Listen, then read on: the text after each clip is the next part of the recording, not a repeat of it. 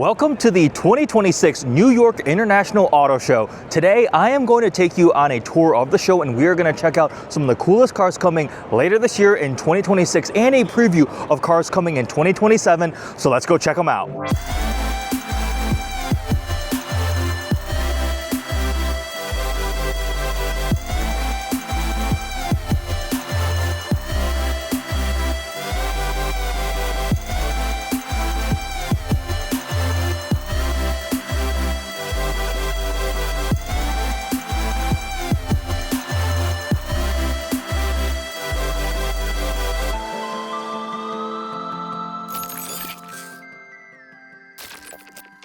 This is one of the main entrances to the show, and we are going to try and make our way around the show in a somewhat logical way. I will add timestamps below so you can quickly jump to whichever manufacturer you're interested in. But when we first enter here on the left, we have the Ford display. So let's start here.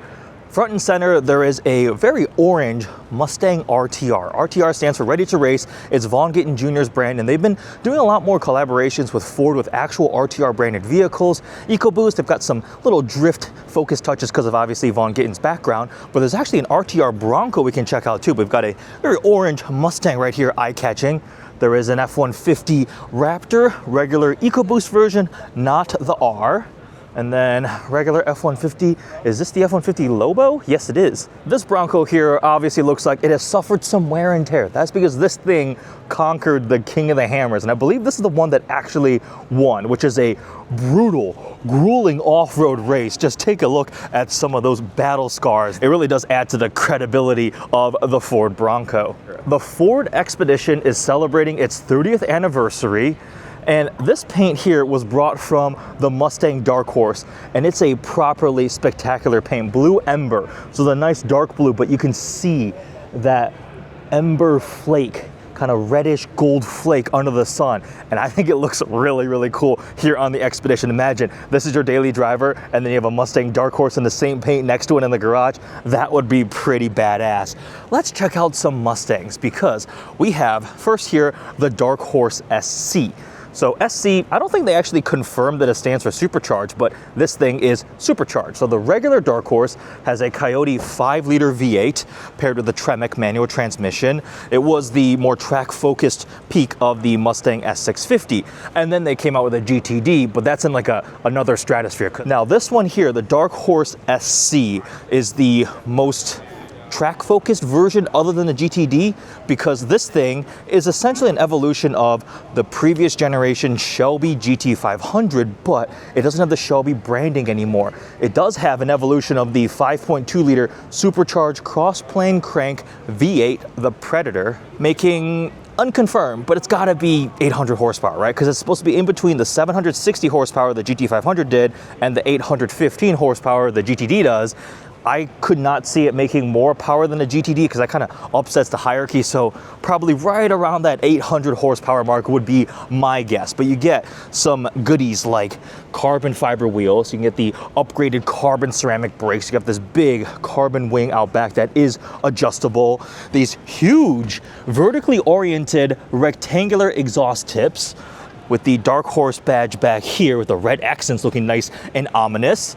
And then on the inside, let's see, is this thing unlocked? Yes, it is. So, no manual transmission, just like the GT500, it is dual clutch only. So we've got the paddles right here, and then we have Ford Racing, because Ford Performance has been now rebranded to Ford Racing as they do more and more in racing with Formula One and things like that. We have the Recaro bucket seats here, red seatbelt accents, the latest S650 interior. You'll see the big SC badge on the side. Kind of missed the Shelby and the snake branding. And then we've got the carbon ceramic brakes on this one with the carbon wheels. You see how the inside of the barrel has been coated white. That's for temperature resistance, right? So a lot of these carbon wheels will have those because, you know, brakes put out a lot of heat. And then the aggressively vented hood here with some exposed carbon weave. The front fascia is definitely really, really aggressive. A unique look, lots of openings for airflow, for cooling, for that supercharged V8 to breathe. Now the second Dark Horse SC has some key differences from the red one. You'll note the carbon front fascia right here. That piece can be done in all carbon fiber. Also, the big intakes right there, just like on the regular Dark Horse. Also find it interesting, there's a little bit of added lighting right here illuminating the center grille, and you do get a pony logo up front. So this one has a little bit more of an aggressive front fascia because of the carbon, but the same carbon wheels here. And we do have this like teal package with the branding on the side, and the brake caliper is also the big carbon ceramic brakes. You get carbon side mirrors on the inside. Oh, that's pretty cool. I do like, it's almost like a Tiffany blue, this teal seatbelt and the accent striping down the middle. Now, the track pack version of the Dark Horse SC is definitely expensive. The regular Dark Horse SC starts at around $108,000. Once you go to the track pack, it's like $145,000. That's quite a bit of money. It's a big jump going up to the track pack, but you get things like the upgraded aero and some additional performance goodies, hence the track pack. And then it gets even crazier. There is a Dark Horse SC Special Edition with all the carbon, some special accents, and they pulled some stuff from the GTD, like little accent touches, into the Dark Horse SC. That thing is like $175,000. So this is a very, very expensive Mustang, the Dark Horse SC, but it still looks like a bargain compared to what's in the middle, the GTD. This one is the Spirit of America. It's a special livery package. So you get the blue and red stripes down the middle, really thin stripes going in between these massive vents here. You know, you actually remove this, you can remove this mesh right here, right? It lets even more airflow, but one of my friends did it on his and it looks actually pretty cool. This thing is absolutely insane. It is so wide. This is a GT3 race car for the road. So completely different front end. You have the enormous front carbon splitter with the canards right here. Under the hood is that 5.2 liter supercharged V8 making 815 horsepower, the most powerful road going Mustang ever built from Ford. We've got these enormous fender vents here. We've got obviously carbon ceramic brakes. These wheels, they're supposed to be magnesium, but I don't know if they've released the actual magnesium wheels to customers yet, but Cup 2R tires, obviously very track focused, massive carbon side skirts. On the inside, this one might not be unlocked. Yeah, on the inside you do get some more accents for the Spirit of America. And then back here, this absolutely enormous rear wing that does have DRS, drag reduction system, like a Formula One car. Well, the previous iteration of Formula One regulations, but there's a flap that flips open, lowers the drag, right? Gives you even more straight line speed, but then it can close obviously for even more downforce. This is a huge rear wing, top mounted, because the surface area on the underside of a wing is more aerodynamically important. So by putting the mounting points up top, you maximize that surface area. Back here, you've got intakes here for air to flow down into the trunk, because you don't have an actual usable trunk in the GTD. You're not supposed to. You can't open this. I have opened it before on a friend's car, and it's very precarious. Got to be really careful because it's all bespoke, custom body panels. You don't want it to hit your carbon wings, so you got to be really, really careful removing that. And one of the coolest things about the GTD is the suspension.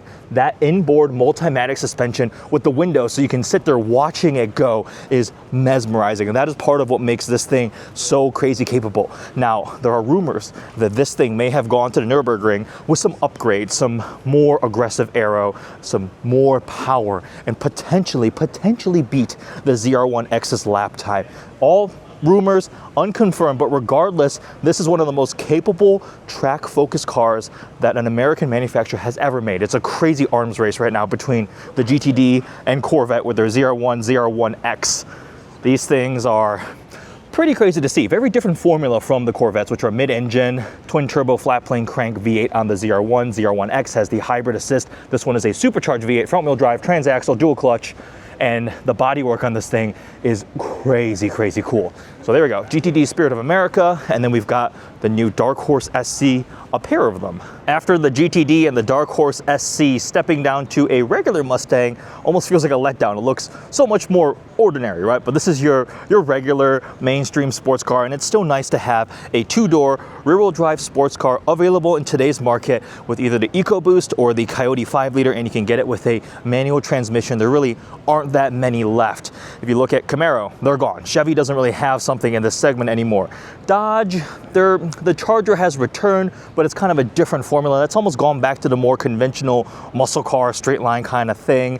The Mustang, I feel like, still has more of the handling characteristics, and really, there aren't that many of options left if you want a rear-wheel drive, two-door with available manual transmission. So I'm happy these still exist, and clearly Ford is just pushing the envelope with the top end of the Mustangs. So a little bit of my history when it comes to Mustangs. The first car that I was able to buy when I graduated college and could afford a car was a Boss 302 Laguna Seca. It was the most track-capable version of a Coyote-powered Mustang up to that point. Now, the Dark Horse to me feels like the spiritual successor to the Boss 302. It's Coyote-powered, it's got some of the track goodies, but it's that formula. It didn't have a bespoke, separate, different engine. I then went from the Boss 302 Laguna Seca many years later to a Shelby GT350R, and that is still one of my favorite cars ever. I regret selling my Shelby so much. The 5.2 liter flat plane crank V8 with the manual transmission is spectacular, but it got a different engine. It got the Shelby branding.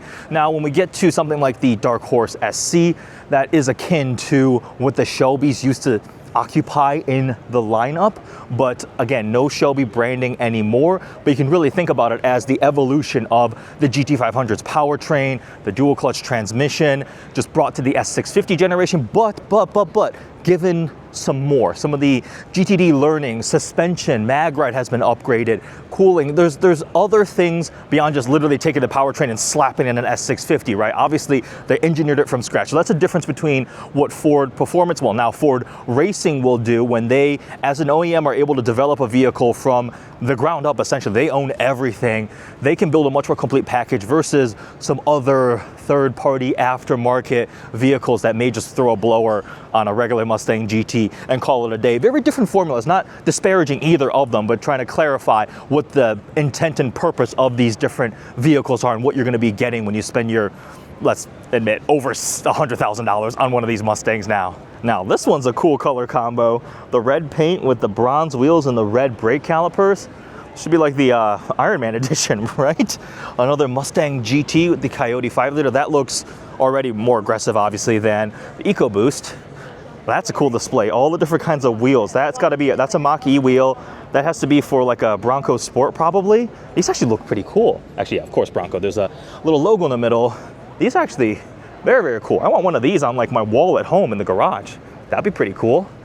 They're also announcing a partnership with the MLB, so Baseball Sports, official auto company of Major League Baseball. We have ourselves an Explorer Tremor. So Tremor is the light off-road package for, or actually full trim line, full model line for Ford vehicles. You have a Raptor at the very top. That's the Halo vehicle. Those are the most badass, engineered, crazy over-the-top, off-road focused trucks and SUVs. You have the F-150 Raptor, the Raptor R, the Bronco Raptor, the Ranger Raptor. But Tremor is like, I like describing it as a Raptor that went on a diet. It's a low-calorie Raptor. They apply it to things like the Maverick. There's actually a Super Duty Tremor, F-150 Tremor, and now Explorer Expedition. They have the electric spice accents. So you have the tow hooks here, the light bar in the front grille, all-terrain tires, and that little pocket right there, the electric spice accent pocket. That's how you find your valve stem if you need air up or air down.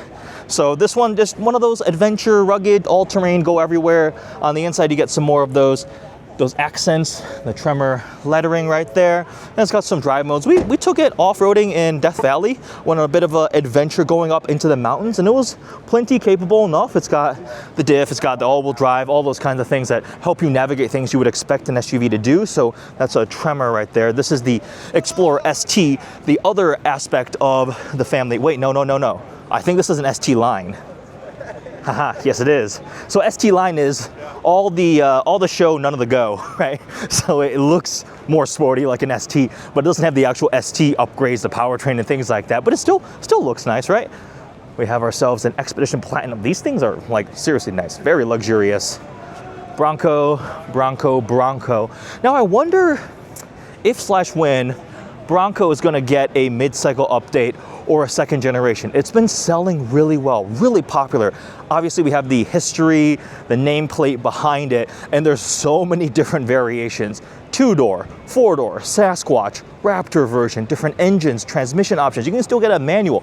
A 2-door manual Bronco sounds like a fun combination, right? And then you go crazy with accessories on the outside, on the inside, from Ford, from aftermarket, customizes. So these vehicles, just like the Jeep Wrangler, are very, very enthusiast focused, and I'm curious to see if they'll give it an update. Not that it necessarily needs it, because it's been selling well, the looks are great, it's really, really cool, people like them.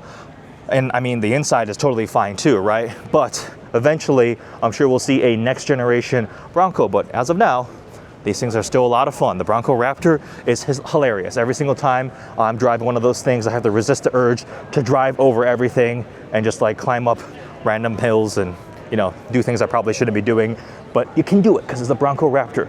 These things are cool. We got the little baby sibling Bronco Sport. This is ostensibly a Ford Escape and a Bronco suit, but it's got a little bit of capability, right? There's these small little crossovers that manufacturers have been giving some off-road credibility to match the looks, but you don't want something as big as the full-size Bronco with some of the compromises of body on frame and the fact that doors come off. But these things are still fun. Oh, this is cool. A Bronco Search and Rescue. I like those wheels. We got the winch up front with the steel bumper and the whole branding package here.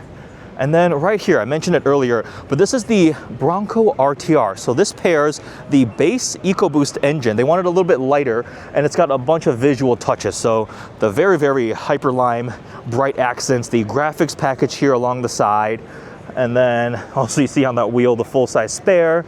And what this does is you can essentially get some of the Bronco experience for less money, because Ford realizes that not everybody can afford a Raptor in their life. I meant Raptor treatment, right? For a little bit less money on the Bronco, right? Not everybody can afford a Bronco Raptor. They're pretty pricey, getting close to $100,000. So it's got some of the upgrade suspension packages with the Sasquatch patch. You go up to the 35-inch tires. It's got the Fox shocks and things like that. So a bunch of little upgrades, and you see some visual tweaks up front with the lighting. And I think we have covered the Ford booth in pretty good detail. Checked out most of their new cars, Bronco RTR, the Dark Horse SC, and the Expedition 30th are probably the biggest releases. The Dark Horse, none of them are brand new here at the show. Now, there are some manufacturers actually showing off some brand new cars, so we will be checking out those later on. Next up, Chevrolet. And oh, right there, that is a Corvette ZR1X, but I'm gonna tease you guys and come back because we're gonna make our way around the outer edge of the display. We've got some of the SUVs here, Tahoe Z70, Z71. We have ourselves, oh, that doesn't look normal. Oh, that's the accessible access. That's why it's so much taller on the Traverse, regular Traverse. We have ourselves Suburban, and all right, you know what? I will stop prolonging your misery and I will show you the cool cars from Chevy because we have ourselves some Corvettes. They've been bringing these concepts to various different car shows. They debuted this pair of concepts at last year's Pebble Beach, or Quail. It was at the Quail during Monterey Car Week. And this previews a potential future for Corvette. This one is the race version, the CXR. It's got the full race livery and absolutely enormous rear wing. Like, what is that thing? Holy cow. And it's pretty wild looking, absolute spaceship. Now, Corvette has been pushing more and more into the legit supercar, and you could argue hypercar performance space, but definitely supercar. So this is simply a design exercise. You could say CX stands for C10, right around C8, you have C9 generation next, and eventually the C10. But when I asked one of the designers, I think, he was like, nah, I was just trying to get our guys to think further and further in the future, so not necessarily numerically, this is what the C10 will look like, but a preview. See, they even updated the Corvette logo. It's almost abstract, simplified, minimalistic, but that could be a Corvette race car of the future. And the road car sibling, the CX concept. This whole canopy opens forward like a fighter jet. Everything's like integrated into the carbon tub. No like final confirmation on powertrain stuff. This is simply just a design exercise, just potentially pushing Corvette into the future. We've seen this at other car shows, at the Chicago Auto Show. I think one of them was at the LA Auto Show. And like I mentioned, debuted in Monterey Car Week. But let's go look at some Corvettes you can actually buy and drive on the road. The C8 Z06. spectacular. LT6, 5.5 liter, flat plane crank V8, 670 horsepower, 8,600 RPM redline. You can get carbon wheels. This one's got the Z07 carbon aero. They have also updated the interior. No more Great Wall of Corvette buttons. They've redesigned the center console, the cup holders where the wireless phone charger goes. Let me show you from the driver's side. So we have an additional screen on the left here, the updated cluster, and then the newer screen in the middle. And then you see here, there's a wireless phone charger there. The toggle has changed, so a slight redesign. That came out in the 2026 model year for the C8 Corvette, the Z06. I own one of these. I still love these. They are just so amazing. Every single time I fire up that flat plane crank V8, it puts a smile on my face. But wait, it gets crazier. Oh, here we go. The newest release from Chevy just announced. The Grand Sport has returned. So historically, the Grand Sport has always been the base Stingray's engine paired with the wider body, well, I say historically, but at least for the last couple generations, C6 and C7, the wider Z06 body with the regular base Stingray engine. Now, for this C8 generation Grand Sport, there's a new engine back there. It has a 6.7 liter naturally aspirated V8, the small block, a new generation. It's codenamed the LS6, so the LS6 name is returning, and now it makes 535 horsepower and 520 pound-feet of torque. That is the most amount of torque from any production naturally aspirated V8 ever, and it's a 6.7 liter V8. It's a beastly, huge motor. We heard it start up and rev when I did the background event checking this thing out. It's got the Z06 E-Ray wide body treatment, so we've got center exit exhaust back here too. You can option the regular one, I believe, and also the new Stingray. The refresh Stingray is also getting center exit exhaust as an option. Oh, and also, I forgot to mention, that 6.7 liter V8. The LS6 will be replacing the LT2. So no more 6.2 liter V8. The base Stingray will get the same 535 horsepower engine found in this Grand Sport. This one here is finished in a nice heritage Admiral Blue, bringing it back. They had all the generations of Grand Sport lined up when we were out at Spring Mountain outside of Vegas, and it was so cool seeing the heritage, the history, and this Admiral Blue with the white stripe down the middle, and then they moved the hash marks back here. It used to be up front, like if you look at a C7, it's like the front fender, but the engine went from the front to the back. So it's only appropriate they reimagine the graphics package. Now you can option this without the graphics package and just do one single color. There's also a 1-year launch edition that will have a full blue interior with red accents. That's gonna be pretty cool. And another piece of news, the E-Ray is gone. Instead, we're gonna have a Grand Sport X. So X is now the all-wheel drive hybrid variant nomenclature because there's a ZR1X. Now the Grand Sport X has the LS6, 6.7 liter, naturally aspirated V8, 535 horsepower, with the ZR1X's front motor. So the slightly juiced up front motor, the E motor, compared to the regular E-Ray. E-Ray was 160, I think, and now it's 186 in the ZR1X. So total system output will be 721 horsepower for the Grand Sport X, which is gonna be a lot of fun, right? Because you get all-wheel drive. The E-Ray already did 0 to 60 in 2.5 seconds, quarter mile in 10.5, so make it 721 horsepower. I imagine it's only gonna get faster, right? So Grand Sport X are the newest additions to the C8 family. They will be 2027 model year cars. They should be available later this year. They'll be coming out probably by summer for sure to customer orders, but rounding out the Corvette family, I think that should be all the variants we're getting of the C8. Usually Grand Sports come out towards the end of the run. Now, I have no idea when we're gonna get C9 because they just did that interior refresh. I don't expect them to very quickly phase over to the next generation, maybe run it for 1 or 2 model years, maybe to the end of the decade actually. We're at 2027, so it's not that long until we're at 2030, which is a little bit alarming to think about.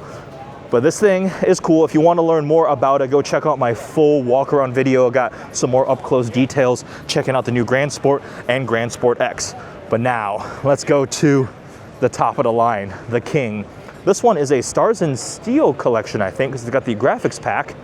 Yep, you can see the stars right there, but the Corvette ZR1X. So like I just mentioned, the X means hybridized all-wheel drive front E-motor plus the LT7, twin turbo, flat plane crank, V8 in the back. And the ZR1, it makes 1,064 horsepower. When you pair it with the front motor on the ZR1X, you have 1,250 horsepower, which is just staggering. I still haven't driven one of these yet. I've only driven the regular ZR1, and that already blew my mind. And friends who have driven the ZR1X tell me it's even more insane. There's something about the front motor, all-wheel drive, the added traction allowing the LT7 to put out even more power. In the regular ZR1 that's pure rear-wheel drive, it is limiting boost and torque until probably deep in the third gear, right? Because it just can't. Otherwise, it would just blow the rear tires off, even though they're massively wide 345s. But with the ZR1X, it's even faster. You guys saw the low drag version without the big wing, without the big carbon arrow, on a prep surface on a drag strip, running at 8.675 quarter mile at 159 miles an hour. That's crazy. 0 to 60 well under 2 seconds. Now, even on a non-prep surface, it's going to be utterly ballistic, but this is the current king of Corvettes. And when I said they're starting to push into hypercar performance, that's what this does, right? 1,250 horsepower and those specs and the times it was running at the Nürburgring, this is absolutely hypercar levels of performance. Now, there are other ingredients to hypercars, and we're going to check out a couple hypercars later today. They have some on display, but definitely, I don't think you can argue this is not a supercar, because it's just utterly ridiculous. And the Stars and Steel collection to celebrate 250 years of America anniversary, and it's just got some graphics packs, things like that. You can add it on the ZR1X. There's Z06 versions, there's Silverados, there's a couple different ones. I think actually over there you'll see some of them there. But there we go, the ZR1X. I could literally spend hours talking about the Corvettes, in case you couldn't tell. Very big fan of the vehicles. They just offer such an amazing mid-engine performance sports car experience for the money. The value proposition is unmatched. A ZR1, a regular ZR1, even with a little bit of markup, but fine, $250,000, 1,064 horsepower. That's insane, right? The things that they can do. The Z06 at 150 grand, I am still fully convinced it is the best sports car for under $150,000. No question, absolutely no question. It's so good, right? Yes, like a Porsche GT3 is a little more nimble, different experience, it'll hold value, yada yada, all those kinds of things. But also, look how much a 992 GT3 costs. I have friends ordering Tourings; they're over $300,000, right?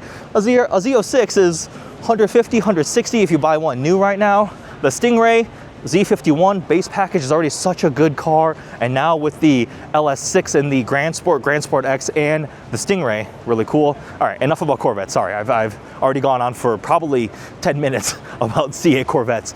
The LS6 6.7 liter V8 is supposed to be a family, 6th generation GM small block V8. So we'll also expect that engine family variants of that in other trucks, SUVs across the Chevy lineup. So they are really embracing, there is no displacement, I messed that one up. They are embracing, there is no replacement for displacement. So big engines making their way across the lineup. Imagine a 6.7 liter V8 with a supercharger on top. Oh, new Cadillac Blackwing, please. With that supercharged V8, that'd be pretty cool. We've got some of Chevy's truck family here. Colorado, we've got the bigger Silverados. That thing is absolutely massive. That's a ZR2 HD. That is enormous. But take a look at that. That is a whole Can-Am little ATV in the back. 69.5 cubic feet. More cargo volume than any competitor. But technically with a pickup truck bed, if you don't have a cover or a cap on top, isn't your cargo volume technically like infinite? You could just go up. If you could balance it, you could carry a Christmas tree in the back vertical, right? Anyways, enough of that random tangent. These are some of the other Stars and Steel collection options, right? You see the graphics pack on the hood here. So it's available on a couple different models. I think they're supposed to be limited production numbers. Same thing on this Silverado EV. You see on the hood, but it is available across a lineup of different Chevy vehicles. And I think it's only white or black. So you can pick 2 color options. And then, is this the EV corner? We have a satin gray Silverado EV Trail Boss. That actually looks pretty cool. So many OEMs are starting to offer satin paint colors from the factory. Satin matte colors, which is pretty cool.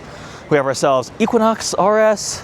The little Chevy Bolt has returned. I believe this is the most affordable EV on sale. The Nissan Leaf are legacy nameplates in the EV space, right? They've been around for a while. First the Volt, and then it became the Bolt EUV. So they brought it back, but the Bolt is not gonna be long-lived. It's a very short, kind of almost stopgap model they brought back. They gave it some slight tweaks, slight updates. The interior has been changed just slightly.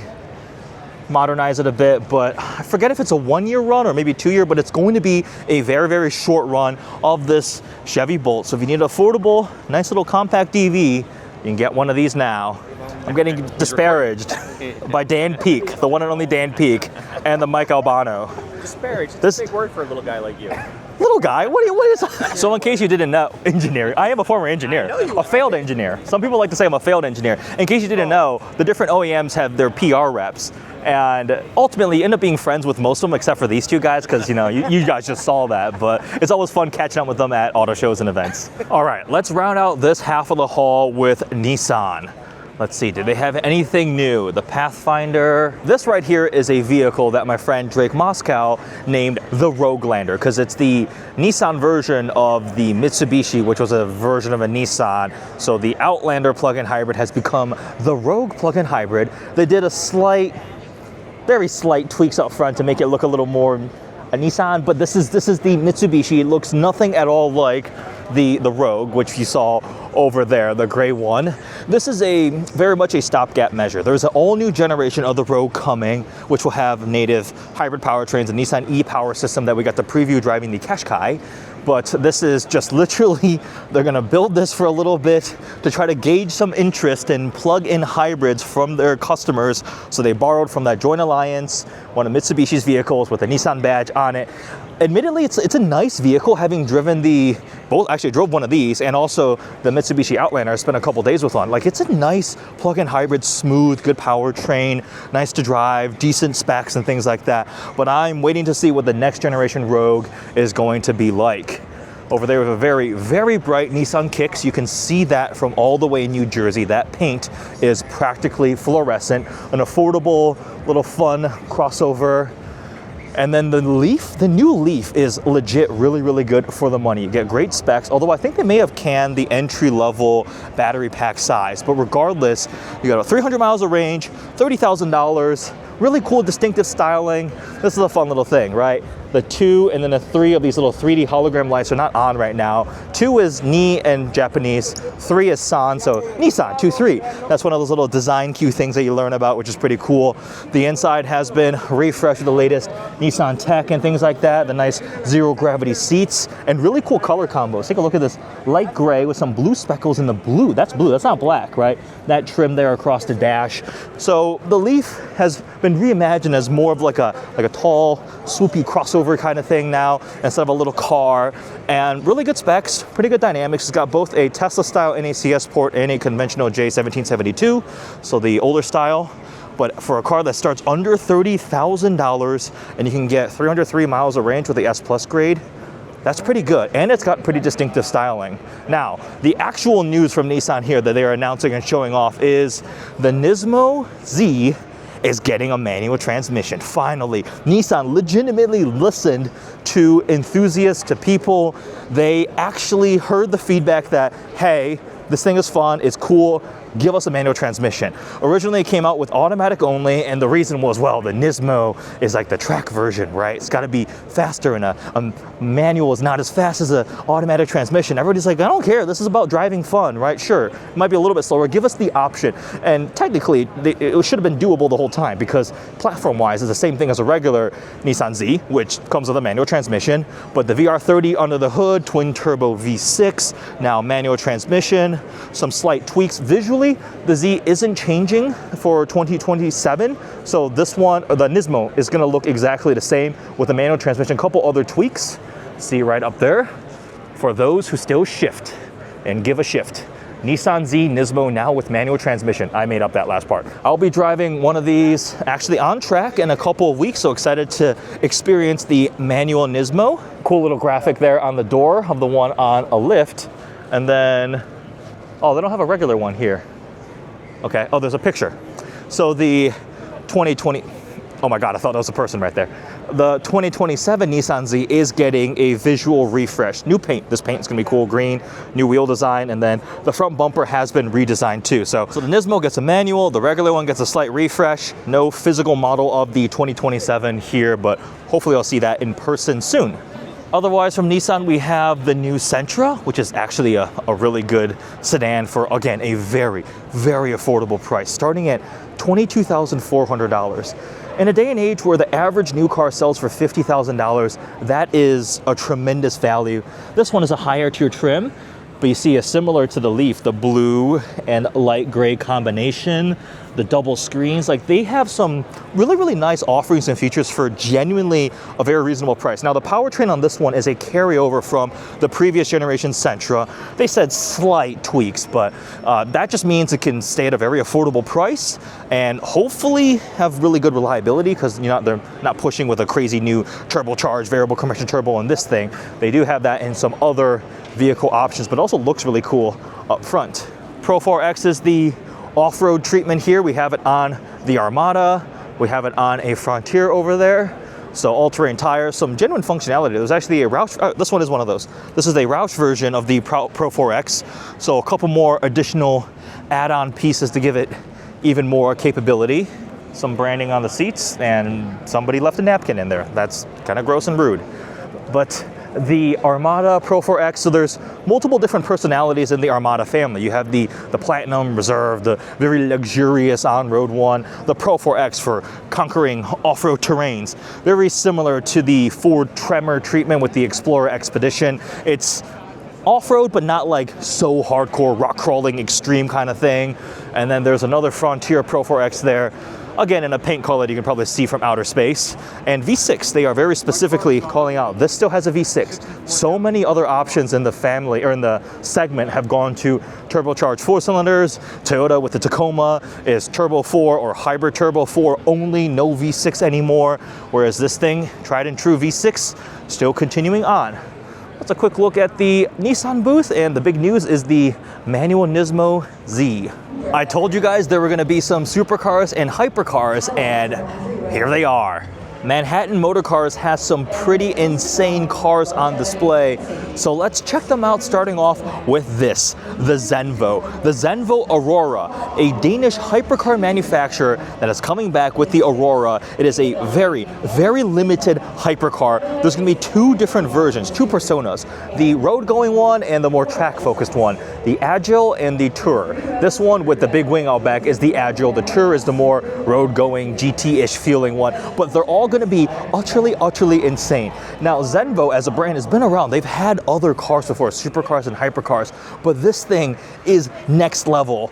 Out back, the engine. Oh boy, the engine. The heart of any hypercar, which unfortunately we can't see anything right here because it's just this giant piece of carbon fiber.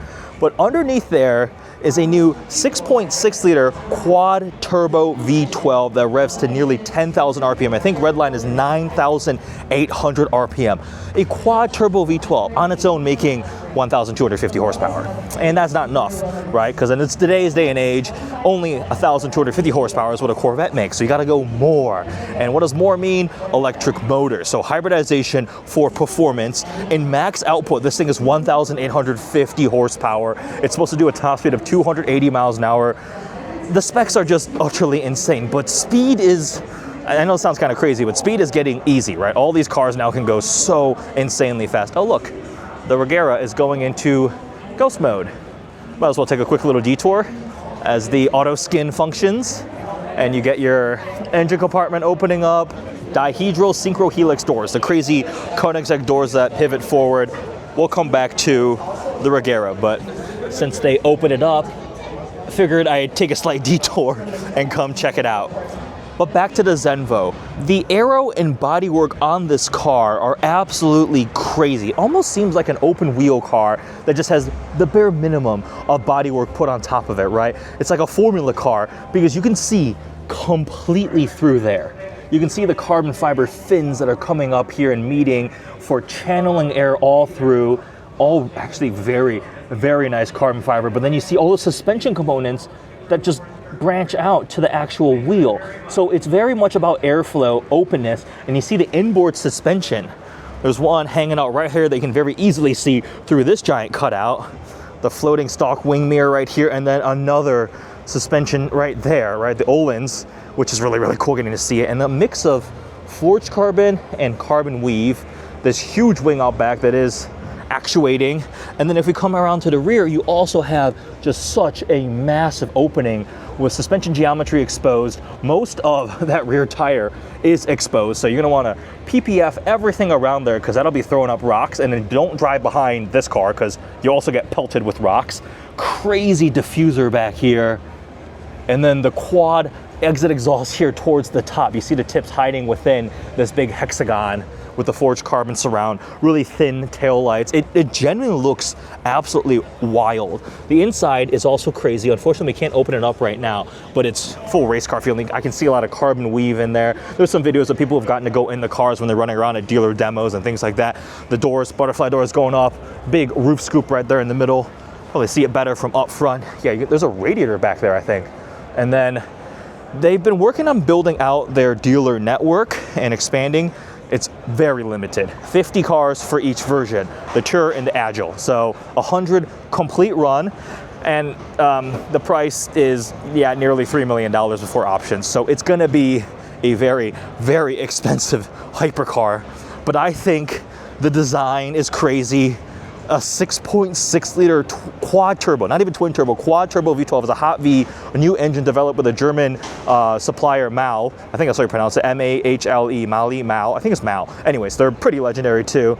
But this thing is going to be another wild entry to the hypercar space. It's kind of crazy how if you have like $3.5 million, you have almost more options than you can think about to pick between. It's kind of ridiculous. There's like more $3 million hypercars than there are affordable manual rear-wheel drive sports cars.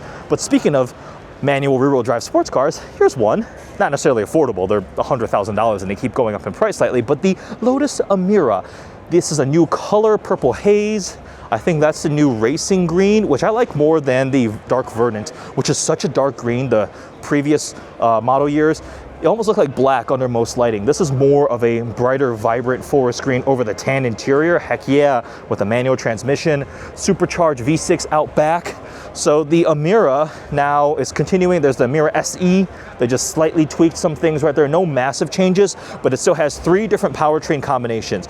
You have supercharged V6 manual, supercharged V6 torque converter auto, AMG Source 2-liter dual clutch transmission.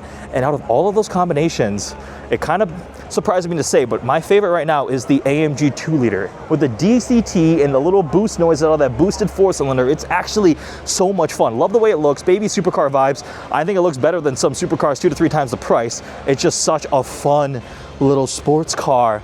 And I think I've driven every iteration, right? All the different powertrain combinations, also sport versus touring. Sports, firmer suspension dampers, more aggressive tires, slight tweaks here and there. I think the touring is better for all around. And I just love the Lotus Emira.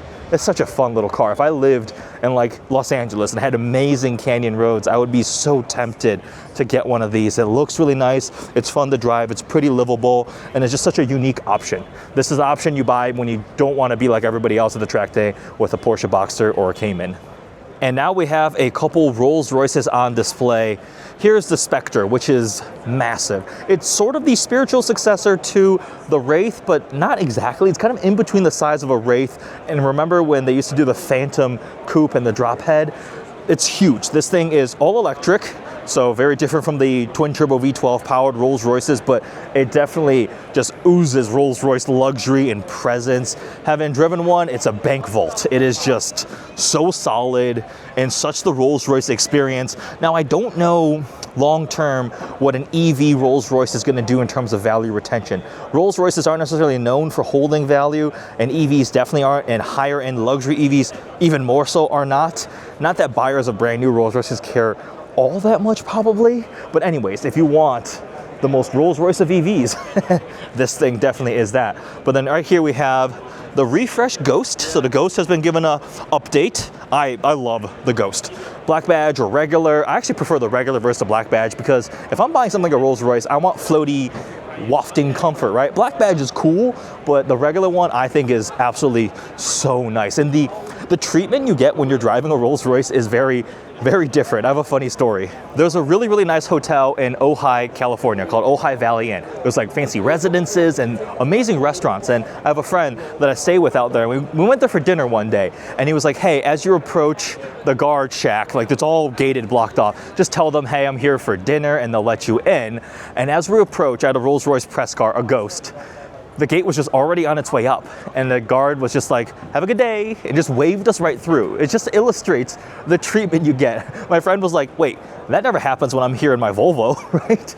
And for better or for worse, the perception you get when you're driving a car like a Rolls Royce is just, it's just different. So the newest Ghost has an updated front fascia. The headlight shape has changed there. The lower fascia has also been tweaked slightly.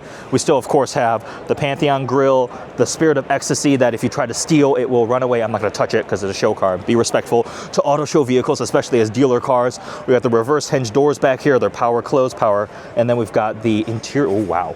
That's like a light blue with the orange accents. When you start ordering a Rolls Royce, the customization options are literally endless. Like I have so many cool stories. A friend of mine, not on this one anymore, the previous Ghost had the lettering in the dash that lit up, all those little tiny laser drilled holes that lit up and said Ghost. He changed it to say Dream, which is crazy. He showed me the window sticker. It was like $8,000 per letter. It's like a $40,000 something option. I'm like, you paid 40 grand for the word Dream? That's just Rolls Royce things. You can customize the starry headliner to match the constellation, the stars in the sky of a certain date, location. Maybe it's where you proposed. Maybe it's where you got married. Anything else of significance. So it's really whatever you want to do to make this a commissioned art piece for you. So there we go. Quick look at a couple of Rolls Royces. If we had the full lineup, there would be a Phantom.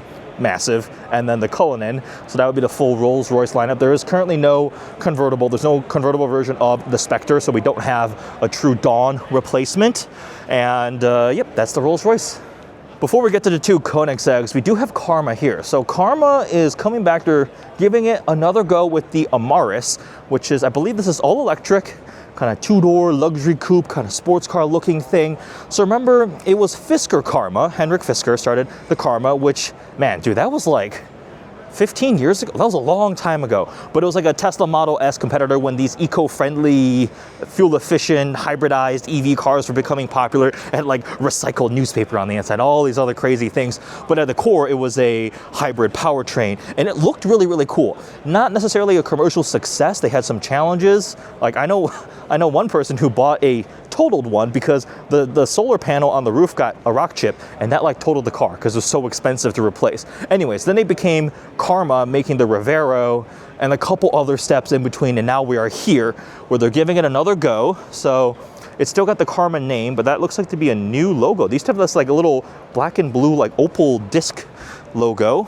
I believe the doors go up. I actually don't know a ton about this car. I'm not exactly sure what like all the official specs are. I have not driven one or even been in one. This is actually my first time actually being up close to one of these things. Not sure what the platform is underneath, but I know they are giving it a shot again, and they're at these high-end luxury exotic dealerships like Manhattan Motor Cars. But now we have a pair of Regeras.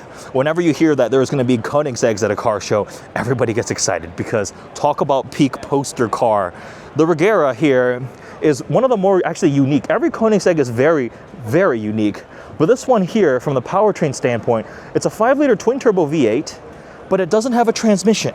And you're like, what? How does the car drive without a transmission? It's got a hydro coupe. It's like a direct drive thing. So it has electric motors on the axle, which helps it get going. And the twin turbo V, it then starts like spooling up and gets going. And it's weird. I've been very fortunate to actually spend a good amount of time behind the wheel of a Regera. And it doesn't really drive like anything else. Honestly, it's like halfway between feeling like a CVT and an EV, because you just kind of build up power and it just hits this like ideal power point and it just goes and just goes. It's insanely fast, 1,500 horsepower total combined, and it's a Koenigsegg, right? One of the craziest things sitting in the cabin is, one, you've got the vertical single windshield wiper, vertical because that's less drag. These things are designed to go so far over 200 miles an hour where aerodynamic efficiency is very, very important, but the windshield goes so far back. It's like a fighter jet canopy where the A-pillars are really far back. So it's a really immersive, unique experience. And it actually has a lot of like nice luxury touches like wireless phone charger superchargers, and it had CarPlay, and like these crazy features that you think hypercars are just stripped out crazy race cars. No, like this is like the luxury experience, more akin to like a Bugatti than a 918 Spider, for example. 918s are much more hardcore. P1s kind of feel like they want to kill you if you're not careful. This thing, I'd be happy driving across the entire country as long as there were no reliability issues. The carbon is gorgeous though on Koenigsegg. Just look at these canards inside the headlights. There's a little fan right there for getting rid of the condensation. And you saw that red one when they hit the ghost mode button on the key fob. This thing has auto scan, so it's a hydraulic system that opens the front trunk where you can take the roof panel and put it in there for the roofless experience. And the Koenigsegg dihedral doors will rotate forward and up, and then the engine compartment will open. Another crazy thing is you see no fuel door, right? The gas tank to fill up is underneath this cover. So to put your gas in your Koenigsegg, you pull up to the gas station, everybody's already looking because yes, this thing attracts attention, and then you open your entire engine compartment to fuel it up, which is definitely a crazy experience. We also have, those are the actual exhausts. You see the Krapovich right there? That one in the middle is it's got like a fan. You see right there? That's for the hybrid system, for venting that. So that's actually not the main center exhaust. And then there's a charging port back there. If I recall correctly, it's actually underneath that license plate holder. That like moves out of the way for the charging port because this is a plug-in hybrid.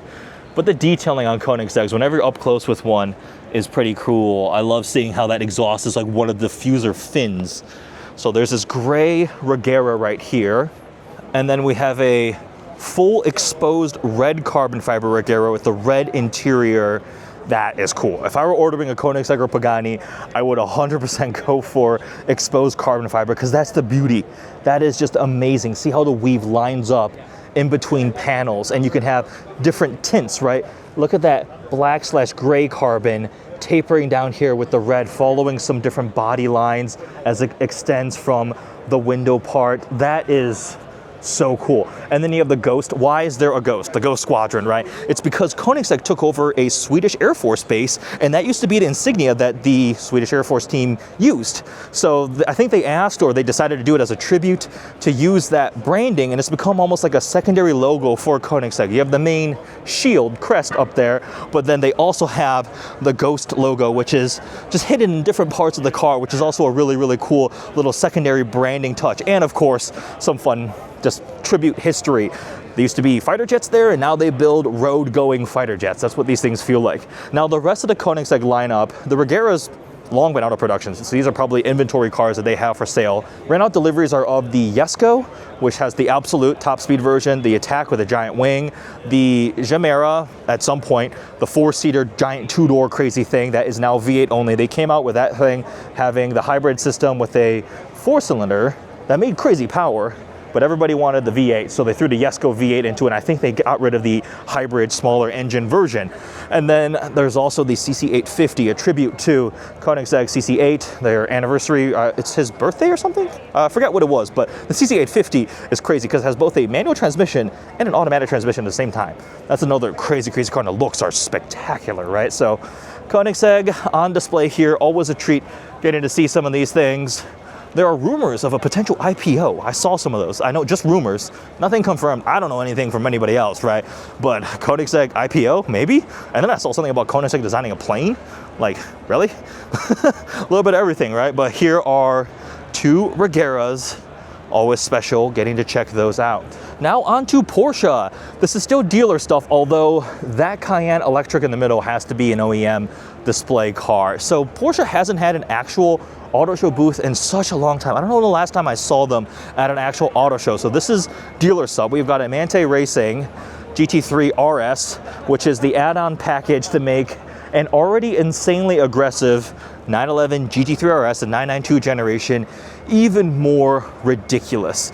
So it's like one of those authorized Porsche kind of packages, right? It is technically aftermarket. I don't think they've been purchased by Porsche. I think MR is still, Mante Racing is still independent. Regardless, anyways, you get more aggressive front aero, you get the added canards, the dive planes there, and then out back, an absolutely enormous wing, the shark fin out back, that giant blade of carbon fiber, and this wing, my goodness, these end plates are ridiculous. You also get the aero covers, aero discs here on the back, trying to eliminate some of that turbulence. They retune like suspension, tailor things like that. No power increases, right? It's just dialing the aerodynamics to make this thing even more of a track weapon. We've got the front splitter with the little support rods right there. I think, yeah, at Daytona, 24 Hours of Daytona, the pace car, the safety car pace car was a GT3 RS Manthey Racing MR. It was literally a red one of these. Maybe this was the actual car, no, Porsche Experience. Anyways, there was one of these things running the pace car, and it looked right at home next to all the GTD, all the IMSA cars, the prototypes. It was such a crazy, crazy machine. Got one of these here, but I have heard from friends who have done an MR kit on their GT3 RSs, things like that. It does get a little firm. So unless you are tracking all the time, I would just stick with a regular 3RS. But if you're going to the track and you want to have the most badass thing short of a cup car, this could be a solid option.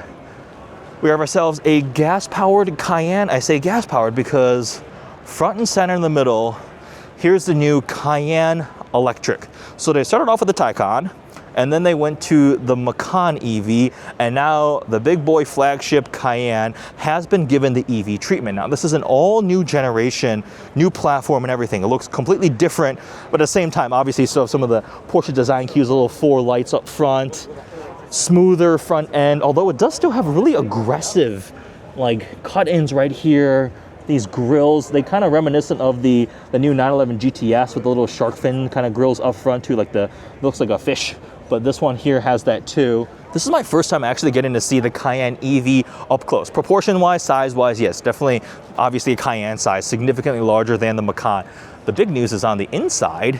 There's this giant new flow screen which like angles, bends down. So tons of screens, lots of new luxury cars are just going screens on screens on screens. And there's gonna be many different versions of the Cayenne EV, just like the Cayenne Gas. There'll be the base version, the S version, the turbo version, which, yes, I know, this doesn't have a turbo, it's an EV, right? But turbo just simply means top of the line, most powerful, most ridiculous, and oh boy, are the specs insane. This one here is a regular Cayenne EV, but the specs are still pretty good. Fast charging, it's got pretty good range numbers. But if you go up to the very top of the line right now, the turbo, it's over 1,000 horsepower, launch control. It has these crazy aero fins that extend out. Like there's these two like rectangles that come out in the back, like extend active aero for the turbo. This one here as a regular Cayenne EV is still over $100,000. Once you go up to the S and the turbo, you're pushing into the mid to upper $100,000 range, and we know Porsche options, you can go kind of crazy. But a first look in person at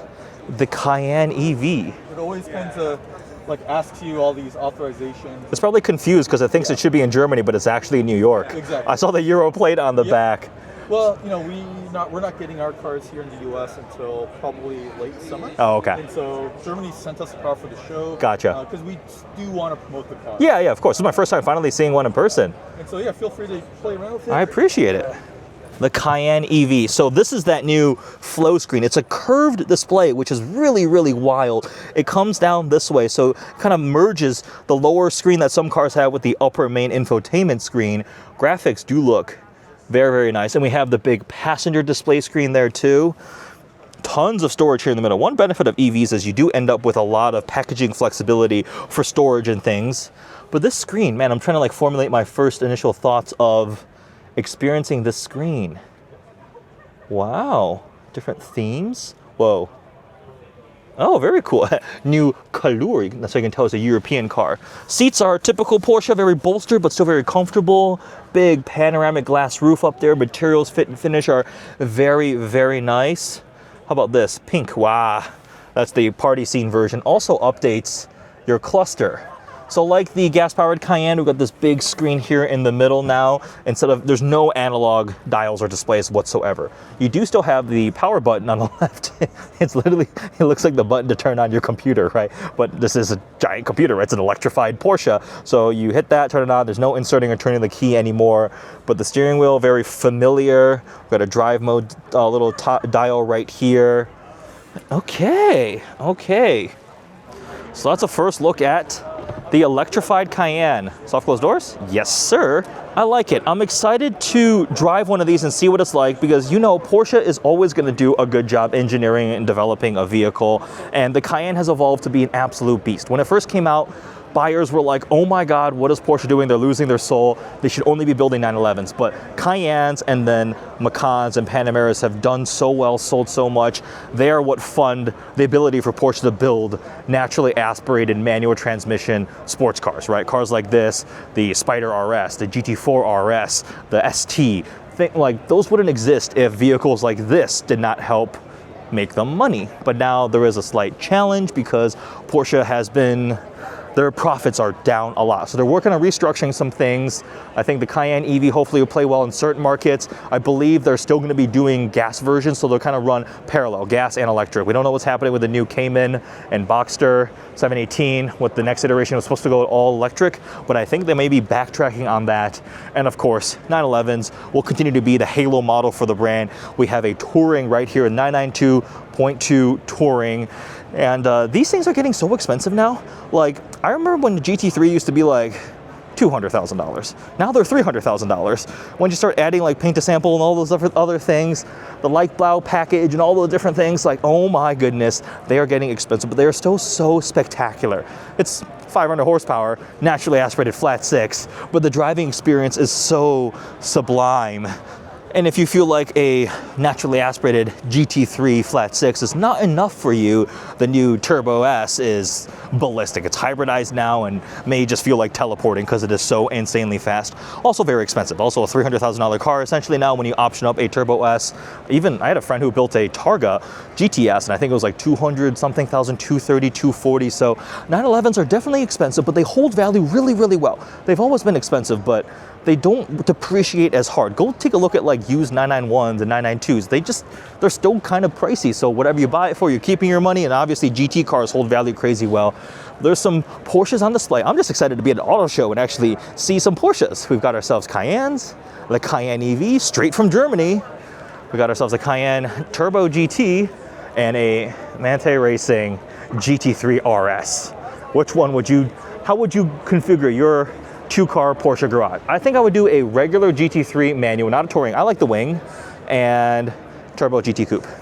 Look at this, the doors are open on the Zenvo. We've got butterfly doors. Doors that go up are just better. Let's see if we can sneak a quick peek inside. Take a look at that. Simple, minimalistic, nothing over the top, befitting the very focused, track-focused exterior design too. All right, now we have Bentley, and we start with a very, very special Bentley Continental because this is a super sports, but this is the one that Travis Pastrana ripped around the Bentley headquarters, drifting it. He got air at one point. It is a utterly insane film. You have to go watch it. So this one is not meant to be a full production one. It has a hydraulic handbrake, but the super sports is coming back ultra limited 500, and they're ditching the hybrid system. So it's pure V8 and pure rear wheel drive. And you may be like, what do you mean? Bentley sports, super sports, what are they doing? Well, Bentley has a legit performance history, racing history. They're not just big floaty land yachts. And even the previous generation Continental, once they moved to the Porsche Panamera based platform and fixed the weight balance, they're really dynamically quite good given the size, segment, and intent of vehicle. If you want really floaty yacht experience, you go for a Rolls-Royce. Bentley, don't get me wrong, extremely luxurious, very quiet, very comfortable, but they can drive quite nice and they're fast. Now, the W12 is gone. This newest generation is now V8 plug-in hybrid. So hybridized V8, the power numbers are staggering. It is very, very fast, but this one specifically, Super Sports, is not hybrid. It's specifically a V8 rear-wheel drive only, and there is a road-going version of the Super Sports. It's dropped 1,000 pounds versus the regular Continental GT just because they're ditching a lot of hardware, the hybridization system. So if you want the most hardcore driver-focused Bentley of the modern era, the Super Sports is the one to get. It is a limited run, but it's going to be pretty awesome. And there's history there too. There was a previous generation Continental Super Sports. There's also the GT3R. Remember that thing? Green and white livery too. That was a ultra limited special Continental GT. But back then, the Bentley, I still remember the first time I drove a Continental, I was like, man, this thing really does understeer quite bad. and I pop the hood, and I'm like, well, there's an entire W12 hanging over the front axle, so of course the weight balance is not ideal. Well, these new ones now are on, Bentley's in the Volkswagen, Porsche, Audi family on that modular platform, so Panamera shared, so they've really fixed the dynamics, the weight balance. It's just so much better of a car, and the details are still done so well. Now this one here has got the livery on it and all the added aggressiveness as super sports treatment in the front end, but take a look at the headlights, the crystal look. The new ones remind me of Tadpole. They used to be the two ovals, right, with the crystal design inside, but now the new one looks like a big tadpole, but still really cool. If you haven't already watched it, absolutely go watch the Bentley Travis Pastrana film. It is utterly epic. It was so much fun. Literally at one point when the car went airborne, my jaw was just like dropped. So this thing is really cool to see here at the New York Auto Show. A more conventional Bentley is going to be the Bentayga. So they keep evolving this here. SUVs are popular, and you see what I mean about the crystal headlights? That I absolutely love this new generation of Bentley lighting. The detailing, you could spend half an hour just staring at all the little facets on the inside, the crystalline design, and the way it glitters. That is just so nice. And the spec on this one is pretty wild. Obviously, when you're ordering a car like a Bentley, paint, leather, trim, color options are seemingly infinite. It's really whatever you want to do. This one's got the yellow pinstriping accent too. It's a Bentayga Speed. And then coming around back, we've got the newer design taillights. They're more of an oval shape and also still that crystal pattern. We've got the quad exhaust tips. Wow, this one's got carbon fiber too, which definitely is interesting on a very big, heavy luxury SUV, but yeah, I actually like the Bentayga. I know when it first came out, the styling was a little bit controversial to a lot of people, but I still have thought they look pretty cool, especially these newer generations. And then on the inside, you get the Bentley puddle lamp down here and the yellow accenting on the seats here. You get the Speed. Oh, it just smells nice. Smells wealthy. All the carbon fiber. Yeah, without a doubt, a very nice vehicle. And this door is heavy too. Soft close, of course. So there we go, a couple Bentleys on display. So right now in the lineup, you have the Continental GT, the Flying Spur, which is the four-door sedan version. You have the Bentayga, and the introduction of the Super Sports name again. I can't stress enough, go watch that video, it's so cool. Last but of course not least, in the supercar hypercar section, we have Lamborghini with the Temerario, the new baby Lamborghini replacing the Huracan. So no more naturally aspirated V10. Instead, we have a twin turbo V8, a new engine that revs to 10,000 RPM with the hybrid system. This thing is pushing over 900 horsepower, and the styling actually reminds me a lot of the Gallardo, like the LP560, the original baby Lambo, the way the side profiling, the hips right there. And Lamborghini loves hexagons and Ys. Those are some of their favorite design elements. So we have the floating hexagon DRL down there, which I actually like a lot, and that thin slot for the headlights that are set within the front bumper. Appropriate bright yellow Lamborghini paint color here. There's a couple major option packages. There's an Allegarita package, which is a lightweight, more aggressive, tons of carbon fiber. One thing is, these cars have gotten really expensive. The entry-level supercar price bracket has climbed by a good $100,000 to $200,000. Once you option one of these up, they're easily $500,000. Now you're getting a lot of power, 900 horsepower, right? You've got lots of tech, creature comforts. It is stupendously fast, still all-wheel drive, and that new engine is definitely pretty crazy.